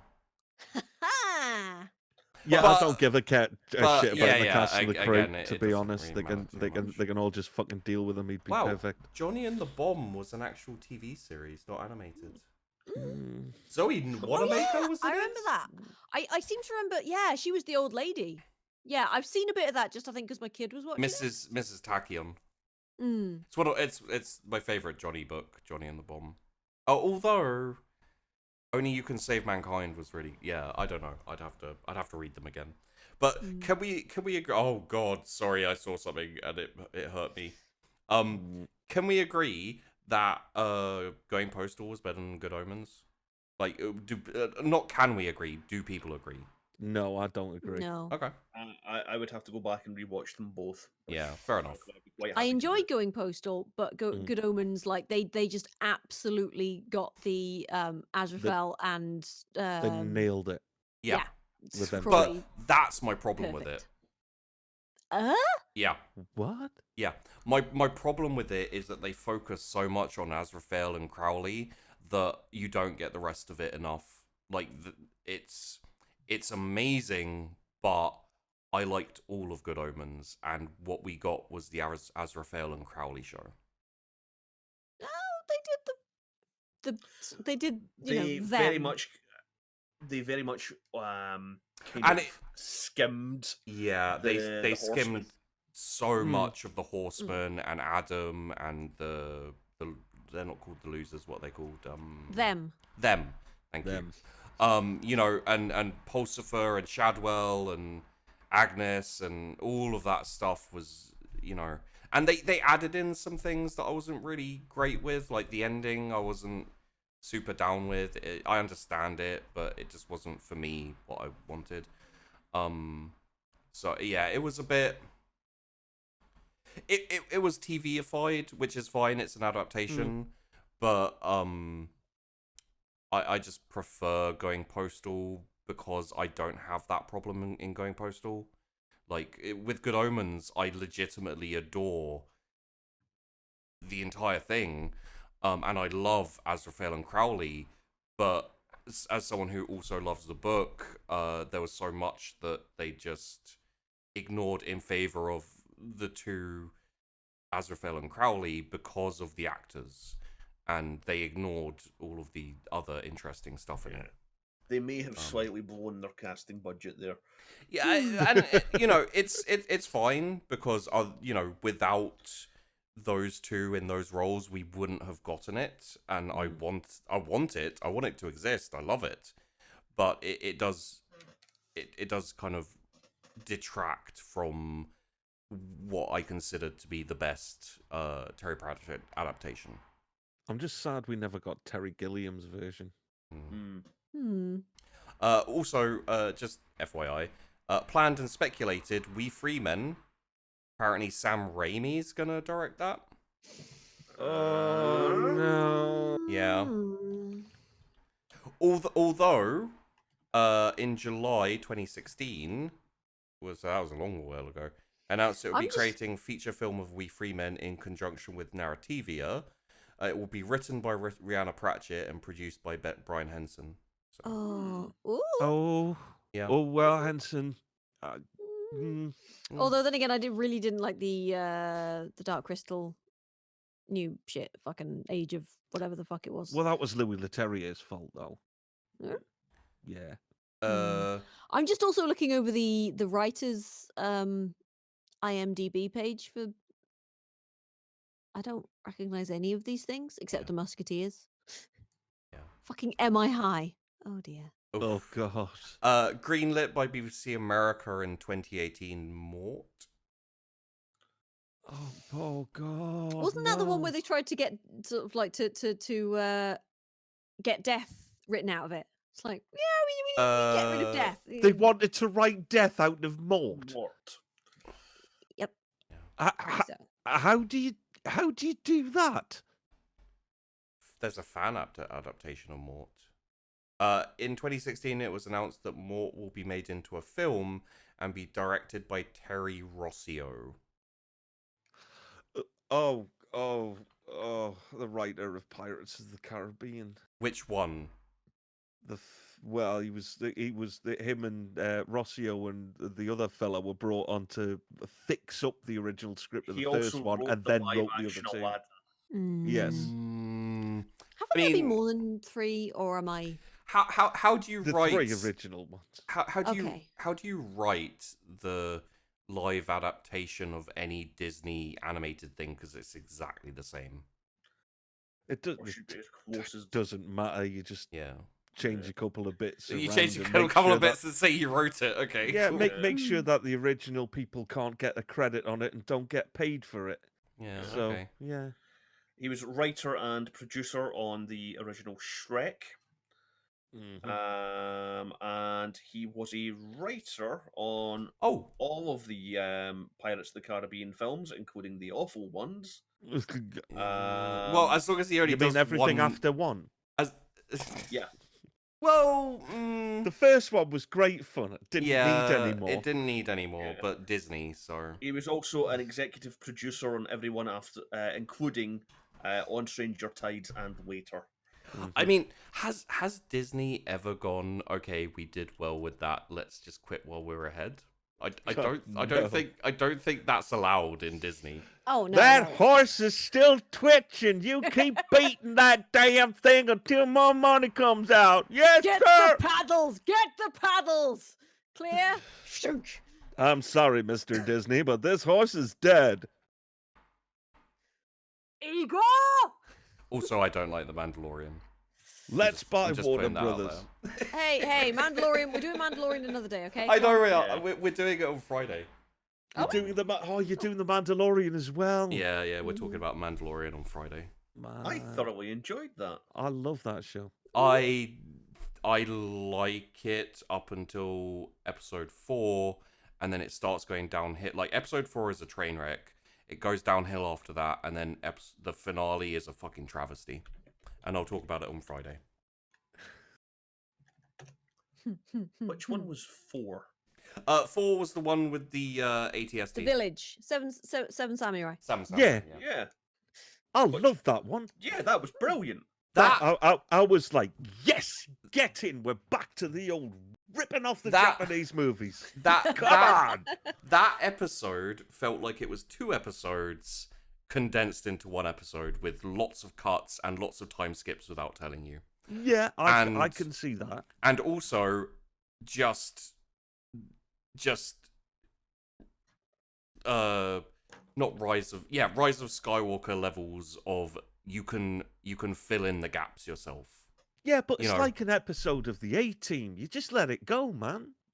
Yeah. You just let it go. But when you if you use that defense, you have no defense for the finale of the film of the series. Well, because if you were to say like, oh yeah, you have all this, it's spaghetti western, it's but jetpacks, man, jetpacks. Yeah, no. Like the finale is just a travesty.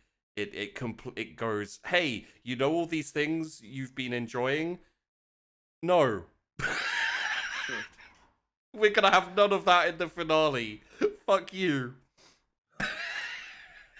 Well, Jetpack. here's a thought for you. Where is everybody on the TV adaptation of The Witcher? I enjoy it. I've watched 20 minutes of it and turned it off. I was bored to tears. It's better than The Mandalorian. I prefer The Mandalorian.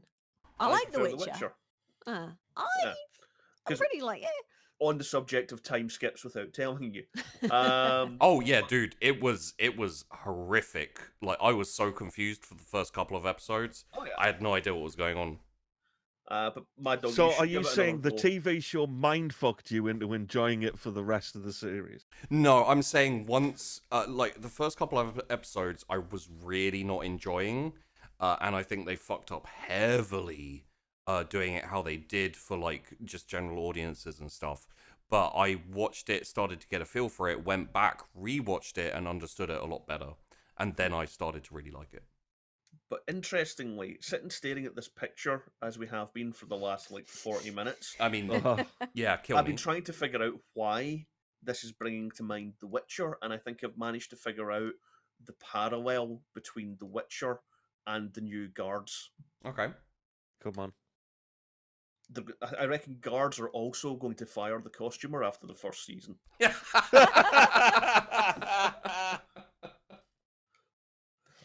I'm just sitting here staring at Cheery, and it's just like, the fuck is that? Yeah, it's not good. It's like armor, but made of fabric. She's got also, some going on there, but it's satin. Can I just say, speaking about The Witcher, and anyone who hasn't watched The Witcher, maybe light spoilers if you don't want to know them. How is it that we can have Captain Marvel and the media is like losing their collective shit about how Captain Marvel is finally a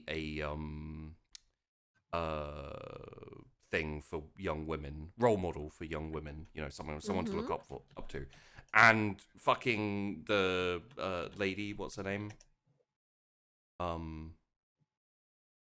Yennefer. No one. I haven't seen anything about her being like, you know, like she's. Well, that's because she gets her tits out. You can't get your tits out and be a role model. She's a fascinating character. She's really strong and really cool and goes through so much character development, and she is big aggressively segue sexual. over is I don't give a fuck. Yeah, she's aggressively sexual. You cannot call that a role model. For women because you know, then won't somebody think of the children? Yeah, it's There's like boobs. Oh my god. I think role model was a strong female character. That's what I meant, and that's what people have been saying about you know all of these strong female characters who have no flaws and they have no emotions. She's very flawed. And yeah, like they have no. She's flawed. They have no emotions. They have no, and I'm talking about just the fact that Hollywood apparently can't write for women anymore. Here's one for you, Sheepy. Unlike fucking Ray, she fails at something. Which is, you know, it's nice to see. There's a consequence. Wait. Didn't Ray stumble and fall over ever so slightly in the fight on top of the remains of the Death Star? I think that was that was an adversity she had to get over. She had to stand up in the wet. I think that was legitimately them trying to add in failures for Ray. Like, they were like, oh, people won't complain anymore. She tripped. And also, when she gets frustrated with her meditation, she's like, I can't get in contact with the Jedi while she's floating in the air like a fucking god. She what was it? Oh yeah, she dropped a tree on a droid and dented its area. Yeah, and then like she's but then she had to get it off with her hands. Yeah, she couldn't lift it after lifting all those rocks. She was tired a year later. She couldn't lift that tree. Well, she'd been for a run. She had to run all that way with the blast shield down. It wasn't just I'm going to learn how to sword fight by fighting this little drone thing with the blast shield down. No, she's gone across a log. She's swinging through the jungle. She's fighting, making traps. She got a ribbon. She went all Predator on that fucking thing. Shit. Who put the ribbon up there in the first place? She did, Was obviously. it Leia? Has anyone else seen the animated Avatar: The Last Airbender series? Like the first. Wait. The Avatar. Oh, the original, right? Yeah, yes. the original Avatar: The Last Airbender. The good one. Yes. Yeah, passed me by. Ah, fair enough. I watched do it you with my guys kids. do you guys know? Well, I think adults can enjoy it too. It's Oh a good yeah, no, series. I enjoyed watching it with her.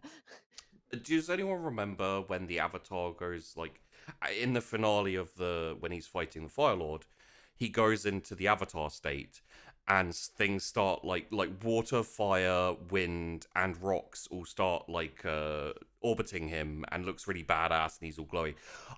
I kind of was expecting that to happen with Rey at some point, where she was just going to be like all the elements, and she's like flying. I am all the Jedi. Yeah, and she's like flying around and like throwing like rocks at people and all that kind of stuff. They ripped the ending of fucking Endgame. Yeah. I am all the Sith and I am all the Jedi. She might as well just flick the fucking fingers at him. Why are you all the Sith? They hate each other. What the fuck?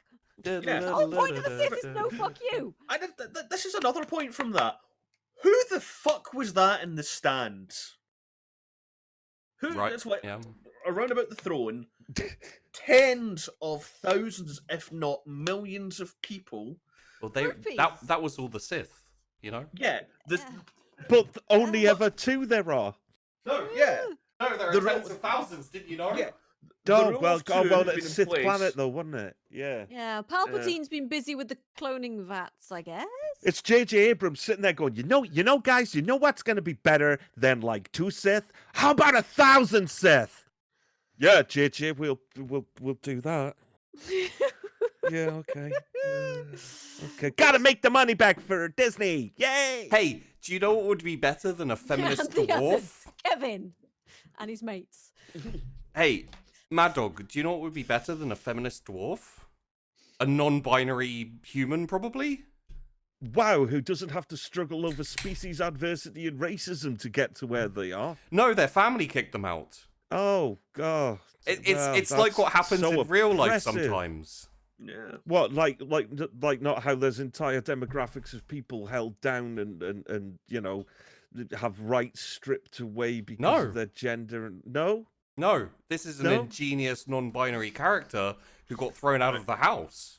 And for the record, Cheery Little Bottom, who is many things, she is not a fucking genius. She got kicked out of the Alchemist's Guild. For blowing them up. She's very clever. Everyone gets kicked out of the Alchemist Guild for blowing them up. She used her alchemy genius to create the very first forensics lab. In fairness, it says ingenious, not a genius. Ingenious and genius are not the same thing. Yeah, figuring shit out and what have you. Creative, which is, that's fine. That's fine. I just can't get over the lack of beard because Cheery Little Bottom would not be seen dead with a beard. Yeah, it's like plaited, yes. Artfully done ribbons, fine. But but why? She'd even go beard bunches on a special occasion. You know it. You know it. Yeah. But not without a Diamante-encrusted helmet and some work boots that could kick the living shit out of you while still looking classy. Exactly. Like, you could even introduce a non-binary dwarf. Like, it doesn't have to be Cheery. It could just be a dwarf who joins the Watch and is like, like takes things a little bit further, like explores things further. I'd be perfectly fine with that. It's just...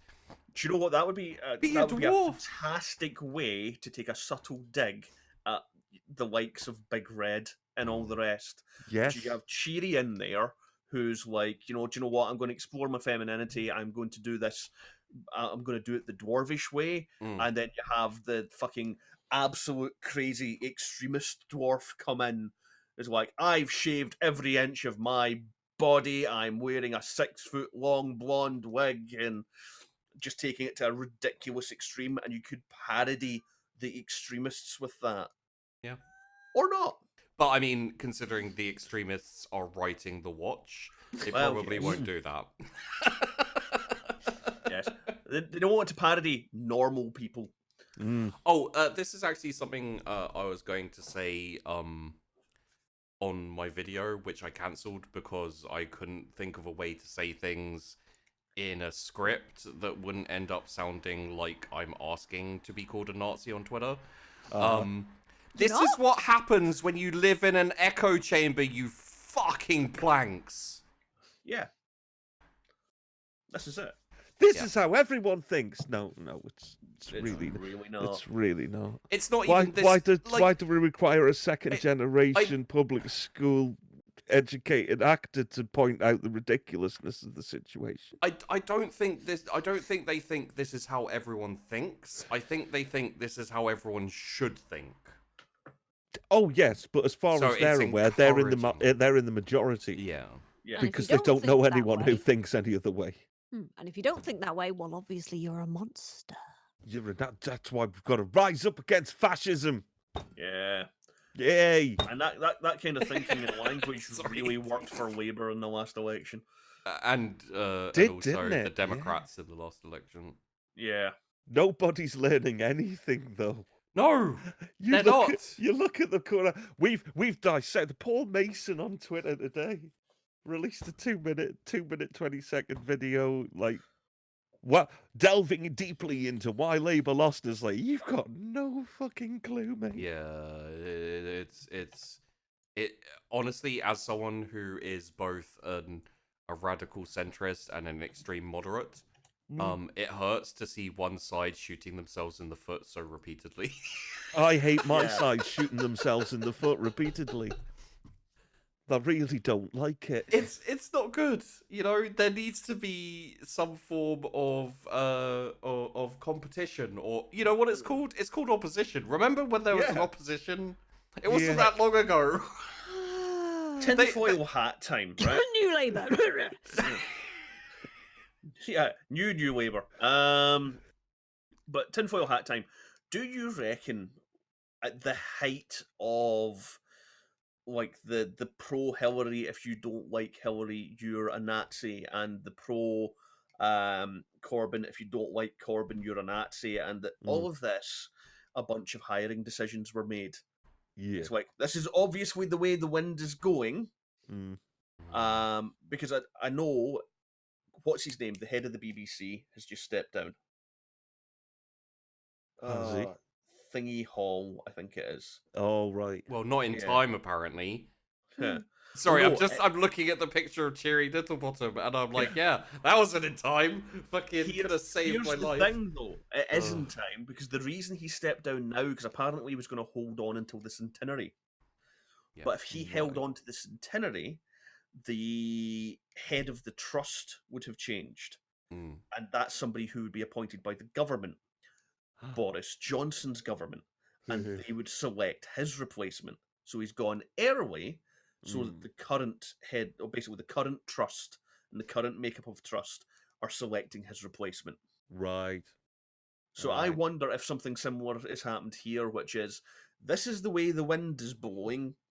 Let's hire these. Oh shit! Wait, it went the other way. Fuck.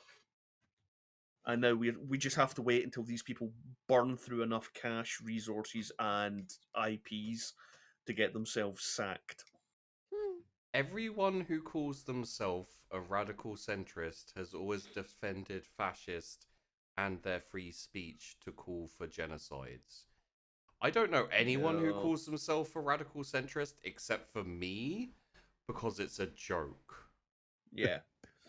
So... Cool. Yeah. I'd love to meet these people who call themselves radical centrists, because it's an absurdity. Luckily, I think Mr. Awful McPherson. I hope being it's sarcastic. Yeah, I hope it's sarcastic. We can't. Yeah, pause law. But or just doing the bit. You know. Doing the bit. Yeah. I do love though with statements like everyone who has ever. Like, fantastic. That's great, because if it's everyone, you should be able to give me some examples really easy, and lots of them. Incidentally, I like my profile for Twitter says I'm pretty sure it's extreme centrist, radical moderate. God, you filthy fence-sitting piece of shit. See, this is the thing: is I took that because someone legitimately called me a radical moderate on Twitter. And I was like, that is the most ridiculous thing I've heard in my life. I'm taking that because it sounds That's ridiculous. like military intelligence. It's just, no, it doesn't work. So yeah, the watch is a pile of shit. I doubt it's going to be any What good. we have seen of the watch so far is a pile of shit. Yeah, Yeah. it's. I mean, Who knows? Maybe we'll all be pleasantly shocked. I have a this feeling. is clearly made by people who've not read Pratchett and wouldn't get it. I'm Yeah. being optimistic. It's okay. I'm not actually. Oh, is this that positivity shit they keep talking about? Yeah. Oh, go ahead. I'd like to see this. Yeah. Right. I'm sure that we'll all be pleasantly surprised and grow to love these characters, and we'll all really enjoy watching this as our brains dribble out through our ears. Would you like to see an extra in their costume? There's an extra in their costume. But why? Are they going to a burlesque club and show? It's one of Rosie Palm's 5 daughters. Yeah, that's exactly where yeah. I'm going. She's a seamstress. Yeah. Clearly. Oh, here's another one. Descriptions of the series included punk rock thriller following a group of misfit cops as they fight to save a ramshackle city of normalized wrongness from both the past and future in a perilous quest. Cyberpunk was also a word that kept cropping up in news reports about the series. So we're getting time travel. Yeah, that's exactly what went through my head there. Yeah, this is their version of the Night Watch. Yeah. This is why we've got a young Lady Sybil. Yeah. She's. I hope Was there It's another gonna picture, take you said? the Casa time travel plot from the Night Watch and shove it into parts of parts of all of it, parts of Men at Arms, parts of Feet of Clay. Well, not Feet of Clay. They wouldn't spring for the budget for a golem, would they? Yeah, no. Yeah. Like they put a golem in Going Postal, so you know They did. Yeah. Yeah. Like, yeah. Oh, Here's also, the thing. Can you imagine if they actually bump off Creel? And, obviously the white actor playing Vimes has to replace him. Oh, God, whitewashing. Yep. Oh, no. Oh, the riots from the people that haven't actually read the books. Oh, dear. The fact that no one had met Keel. Yeah. Yeah. Oh. So,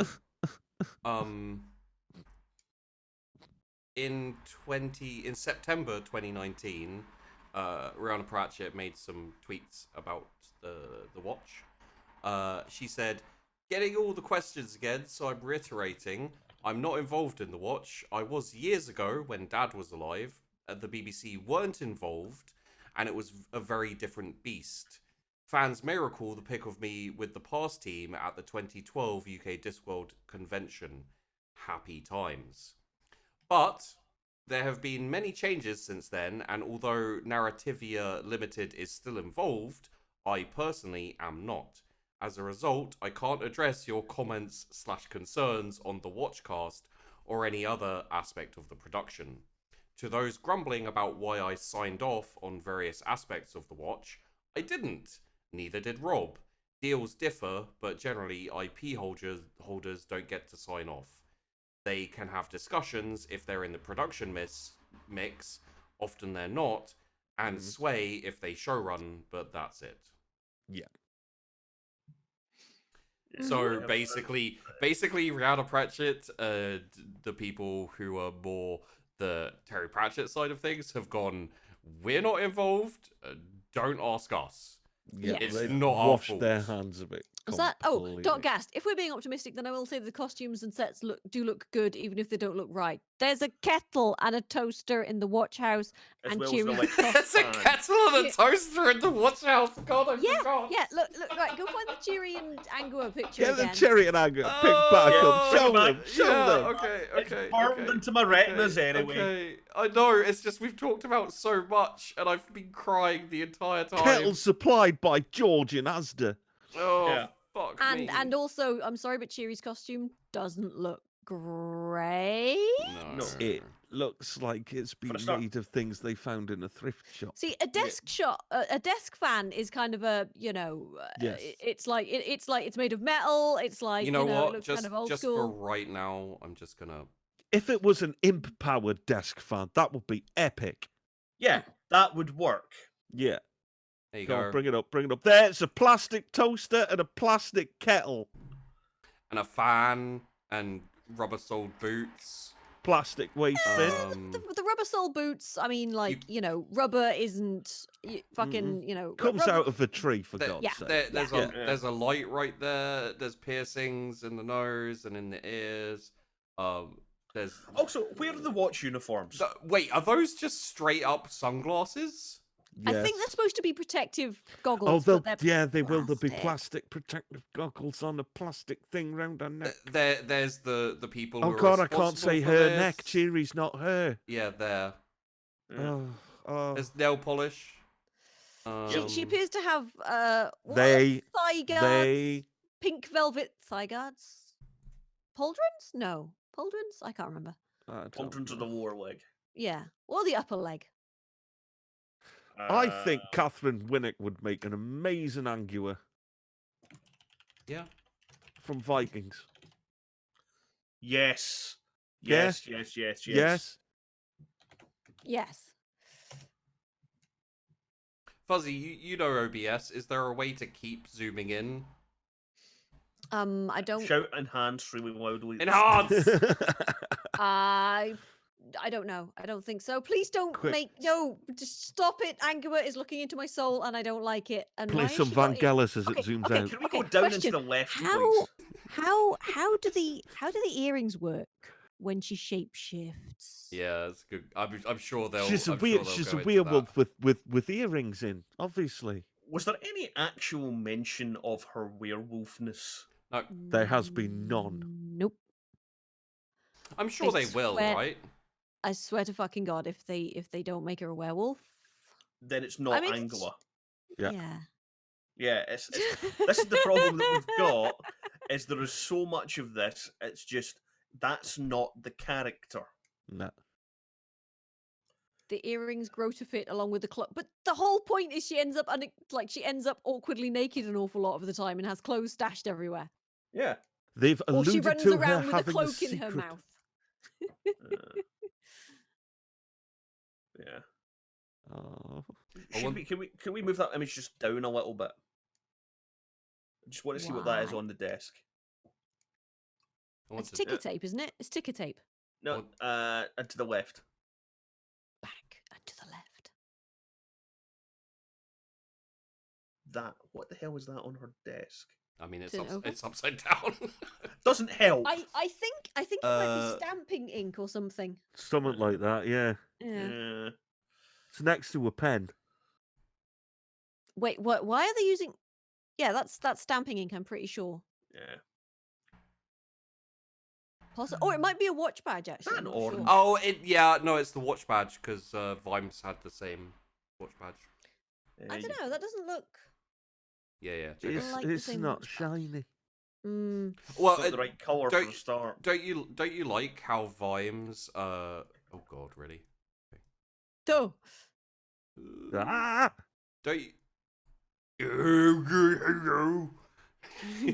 I smoke a cigarette. Yeah, I mean, look, it's fine. It's the watch badge. Don't you like how it's looks like it should be in? Well, I'm just gonna say it again. It looks It's like got an Ankh and a Morpork owl on it, no. Yeah. at least. I mean, but don't you like how it looks like it should be in Blade Runner? Yeah. Like What's his that blur entire reflection coming outfit. from? Probably a light off screen. Yeah. little blue glint thing. Well, there's loads of lights. She's got a fucking plastic zip on her coat, hasn't she? Yeah. Yeah. Again, that's straight off the rack in Georgian Asda. So is the fucking light shades. Yeah. Can you zoom in on Angela's right hip, please? Sure. Zoom, enhance. Nice bar stool as well. Why is there? Is that a knife? Yeah, that's probably a short sword. I don't think that's a short sword. It's their idea of a short sword. All right, weapon boy. What do you think that is? Come on then. I think that's going to be a billy club. No, like a nah, night. it's got a. Nah, billy club, so like a nightstick without the pokey out the side. But oh, you mean like the truncheon that only that only Vibes had that meant a whole load to? Okay. Yeah. Do you think she's gonna steal Vibes' whole attachment to the piece of the law and how it's the only thing that keeps him from his darkness, like because she's a werewolf, right? So she has that darkness. So Vimes is just gonna be a angry grumpy alcoholic. Yeah, grumpy alcoholic, and she's gonna be like she's gonna have that darkness. She's gonna have like the guarding dark and all those cool things that Vime had.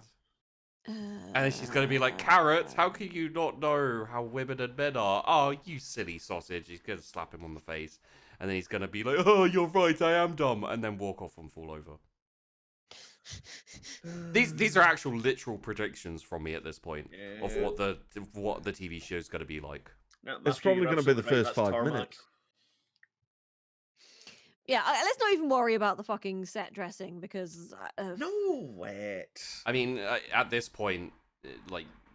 Fuck it, let's pick holes in everything. Are there plastic boxes in the background? Probably. I mean, they clearly have a plastic industry and rubber industry, and that'll be from the minds of the dwarves that don't exist. Yeah. Well, I mean, dwarves do exist. They were mentioned. I just don't think they're gonna have any dwarves. Yeah, we're not gonna see any though. Any dwarves. No. The goblins are human-sized, and they look like deep downers except for tall. Should we go back to the goblins and take a little? Amusingly, you remember that D&D character I made who was basically a goblin but with deep downer armor? Because Yes. Yeah. I ran a D&D campaign a few years back, and Fuzzy created a character that was... What were they called again? The ones that went into the darkness with the flame? Grags. I can't remember. Grags. Yeah. She made a Grag. She made a kobold Grag. Actually, you know what? I'm okay with that. Sue these guys. Sue them. They've just ripped you off. Can we get in close on the eyes? I want to see the eyes on the. Have they given him a pointy? Have they given him a prosthetic? I want to. Yeah, I want to see if there's any prosthetic on that. Oh, we want to enhance and zoom and enhance. It's like Blade Runner. It's happening. It looks. They haven't they? Yeah, they're giving him a prosthetic pointy nose. But it hasn't gone down under his eyes. It looks like a human is wearing a goblin mask. Yeah. Wait. Are they wait. Yes. Oh god, yes. They didn't do the fucking outfit properly because they didn't think anyone would notice. So you can see the human face under what's supposed to be the goblin face. Yeah. Because it's on the other one. It works on here that you can see it there. Because of the exposure from the actual digital camera that's shooting the scene, you can't see the eyes. That'll be what it is. This is an on-set still, taken on a DSLR. Mm-hmm. So it's different exposure, different lighting conditions. It's from a different position. I bet your Carter's looking straight down the lens. Fuck you. Just fuck you. Right. Why are the goblins so tall? Why are the goblins so tall? Why are they being used as minions? They are a non-entity. They are completely unpeopled. Mm-hmm. But yeah, let's have a look at that crossbow in the bottom right. Oh, okay. Let's here we go. Weapon nerd. Into Bulb's territory. So also, do you guys remember the pistol crossbow being like this? Yeah. I wonder Also, if they're going to the use limbs on that. That's not getting through a denim jacket. Right? That's a Picatinny rail made for taking modern optics. Why don't they have crossbow bolts in their crossbows? Yeah, you dry fire that if there's decent limbs on it. There's a rubberized stop on that crossbow. Okay. Right, see that sticky out bit there? Yeah. Above the CA in America. That's for catching Hang the on. bowstring. Where to? So above the C and the A. You see a black thing with the little yeah. That is a modern what's the term? Basically, it's for catching the string and making sure there's a clean disconnect. That's a modern invention as well. Okay. That's an off-the-shelf crossbow. Of course it is. They haven't got bloody Weta Workshop behind them. They haven't got a mental case like Richard What's-his-face building all this crap. Let me for the BBC. Let me, for the sake of devil's advocate, just say maybe it's powered by an imp. Yeah? No, that's the string. No, maybe it's powered by an imp that catches the string. Oh, okay, no. maybe it's got an imp winding mechanism. There we go. Yeah. Also, that's a fair point. Maybe the goblins are powered by imps. Where's the windlass? Right, bear with me. Bear with me. On the hips. Wait, bear with me. Maybe the goblins are powered by imps, and that's why they're tall, and they also have humans. Okay, maybe. It's actually two goblins doing the trench coat thing. One on top of the other's shoulders. Yeah. It might be. I mean, probably not, but No, I would be impressed if they actually did that. It's a suit full of goblins. Yeah, they won't though. They won't because they're not trying to impress anybody. No. I'm really impressed now. Do we want to look at the picture of Sybil? Yeah. Go on. Yeah. Do it. All right, you guys look at the picture of Sybil. I need to go pee. Okay. Again. Because we this is the one we touched on the least. Yeah. So let's first. Here's Sybil. In all of her upper class, fat, kind. Sorry, wait a second. Kind. Yeah. That's quite obviously a genuinely privately nice. Privately educated like upper class middle-aged frumpy matron. Clearly that's what they were going for there with the green trench coat and the sunglasses hanging off the belt. What? Oh God, it is as well. Yeah. Yay. Yeah. There is something very specific that I need to reference right now because this is what I feel she looks like. Wait, has she actually got sunglasses hanging off her belt? Yes. Are they sunglasses or are they goggles? No, they're sunglasses. Oh God, wait, did she put them on after she's like kicked somebody's ass? Wow! Oh, yeah, okay. So she looks like she is casting for Hocus Pocus. The 1993, I think it's Disney. The Bette Midler hair. Yeah. I mean, and the Bette Midler also wore a green cloak. We're gonna get some sort of like cool slow-mo thing of her, aren't we? What's the British I bet she walks away from an explosion at some point. Yeah. There was a British witch one. They're remaking.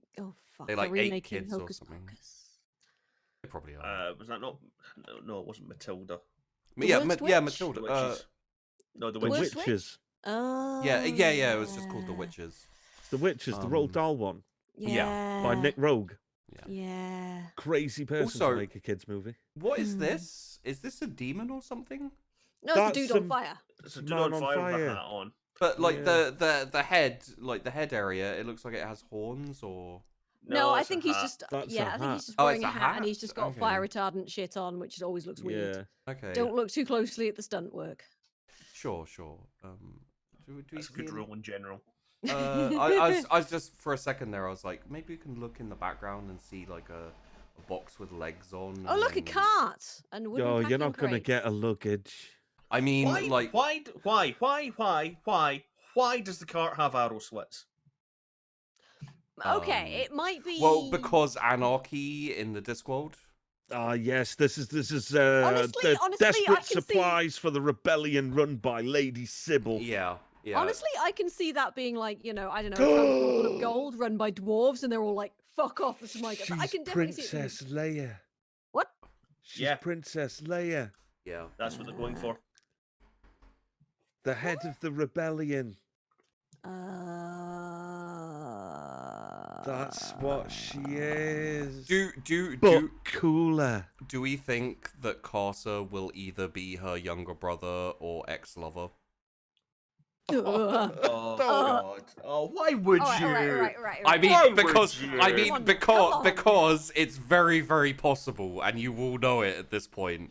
There'll be a love triangle. It's very possible that A, she used to date him when they were younger, and they were both part of the revolution, and he went the wrong way, or B, he's her younger brother, and like it's a similar thing. It's so ridiculously possible, isn't it? Okay, let's come on now. Let's try and stay at least slightly optimistic, please, for the love of God. I can't cope How? with this amount. How can How? you be optimistic in the Okay. face of this? Okay. What's the green Denial. box It's in not the just a river in background? Egypt, motherfuckers. How are you guys feeling on talking about this? Could you go for longer, or are you ready to wrap up? I just want to know if that is actually an air conditioner in the background, and then I can wrap up. I am pretty sure that is a imp box that powers electricity, and it's powering that wheel thing. Go on, zoom in. Let me see it. All right. It's probably like coal powered or something. That's just a random Yeah. wheel. That's a generator. It's a generator or something. Yeah. That's a generator. Well, These they have people aren't going to go as world-buildingly far as putting an imp in it. These Yeah, people are lazy. One of them was responsible for the 2005 relaunch of Doctor Who. Yeah, I did see that. Phil Collison. Actually, it looks like an old welder. What, like an arc welder sort of thing? Yep. It's a random prop they found to put in the background to make it look like an old industrial area. No, it's Well- something one of the set builders was using and they forgot to move. At least it's not a coffee mug, right? At least it's not a A plastic takeaway kettle. Or a Starbucks mug, I should I say. Yeah. Oh yeah. It still amuses me that got past everything. Well, the water bottles were the worst because you already got one, and then suddenly it's like, hey, how about more? Okay, well, let us wrap things up. On Can Friday, we wrap it up, throw it in a well, and never think about it again? no, because it's going to be released. Uh, So, but on Friday we will be doing a drop pod of the Mandalorian finale. It's taken time because I've given Peachy a chance to watch it. He refuses, so we're going ahead without him, whether he watches it or not. And then speaking to, he was here. There he is. DJ Truthsayer. If you want to talk about World War Z and how it's the best thing ever and it's amazing. I basically, where I run DropPod, people come to me and say, I want to talk about this thing, and we do it. So that's how it works. So just let me know, basically, because I'd love to. Yeah, so I'm gonna leave you guys with the worst quote possible. We've talked about it before, but it just encapsulates my worry about this show. Anna Chancellor said, with the combining characteristics of Dracula and Elvis, Vetinari has sprung to life in the most alarmingly joyful way. The only thing I'd say about that is, yes, it is alarming, but the rest of it sounds wrong. Yeah. Havelock Veterinary and the word joyful in the same sentence. Yeah. Also, the fact that anyone can think Dracula and Elvis combine springs Veterinary to life, I disagree. I don't understand what element of Elvis the man, Elvis the performer, or Elvis the caricature that he was kind of late life. What part of that do you see reflected in Veterinary? Flashy showman, obviously. Fuzzy died. Yeah, those sparkly jumpsuits. Fuzzy died. Yeah. Do you remember when he had the conclave with the dwarves and he jumped on the table and he was wiggling his hips and like swinging his arms and his jacket was sparkling? That bit? Yeah, on that note, I'm done. Oh. Yeah. If anyone does actually see any positive coverage of this from something that's not the mainstream media, yeah, send it across to me. Yeah, I'd love to see somebody's positive, like an individual's positive take on this. Oh, so that I can either mock and ridicule it, or alternatively have my mind blown that they found something. Oh, I already had a conversation with someone who's excited about this. They've never read the books, have they? He has. Who? Oh, we know him. Peachy.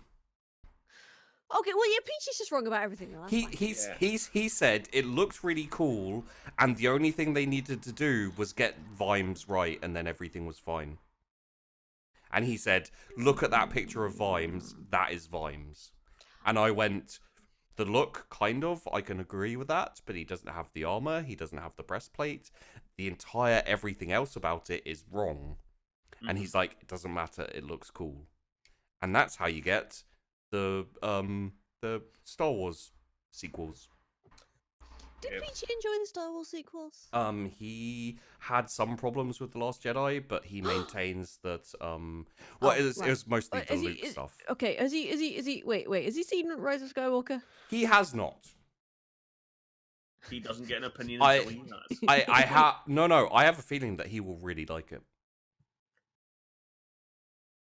How has he not watched it yet? It seems like Peachy is every man. See, Peachy is the people that make Disney $1 billion. Yeah, I'm really shocked that Peachy wasn't in there on fucking opening night because it's Peachy. He was ill. But still, he has a fucking stormtrooper. Yeah, I have the feeling. I have the feeling that Peachy is trying to maintain his accepting and happy demeanor while being bombarded with stuff where his brain is going, "This is bad, this is wrong, it looks nice, but it is fucking cancer." La, la, la, and he's literally like plugging. This is why he hasn't watched the finale for The Mandalorian. This is why he hasn't watched Rise of Skywalker. But having said that, he's fucking wrong about the watch. Because literally he saw the pictures and went, "It looks cool, so I like it."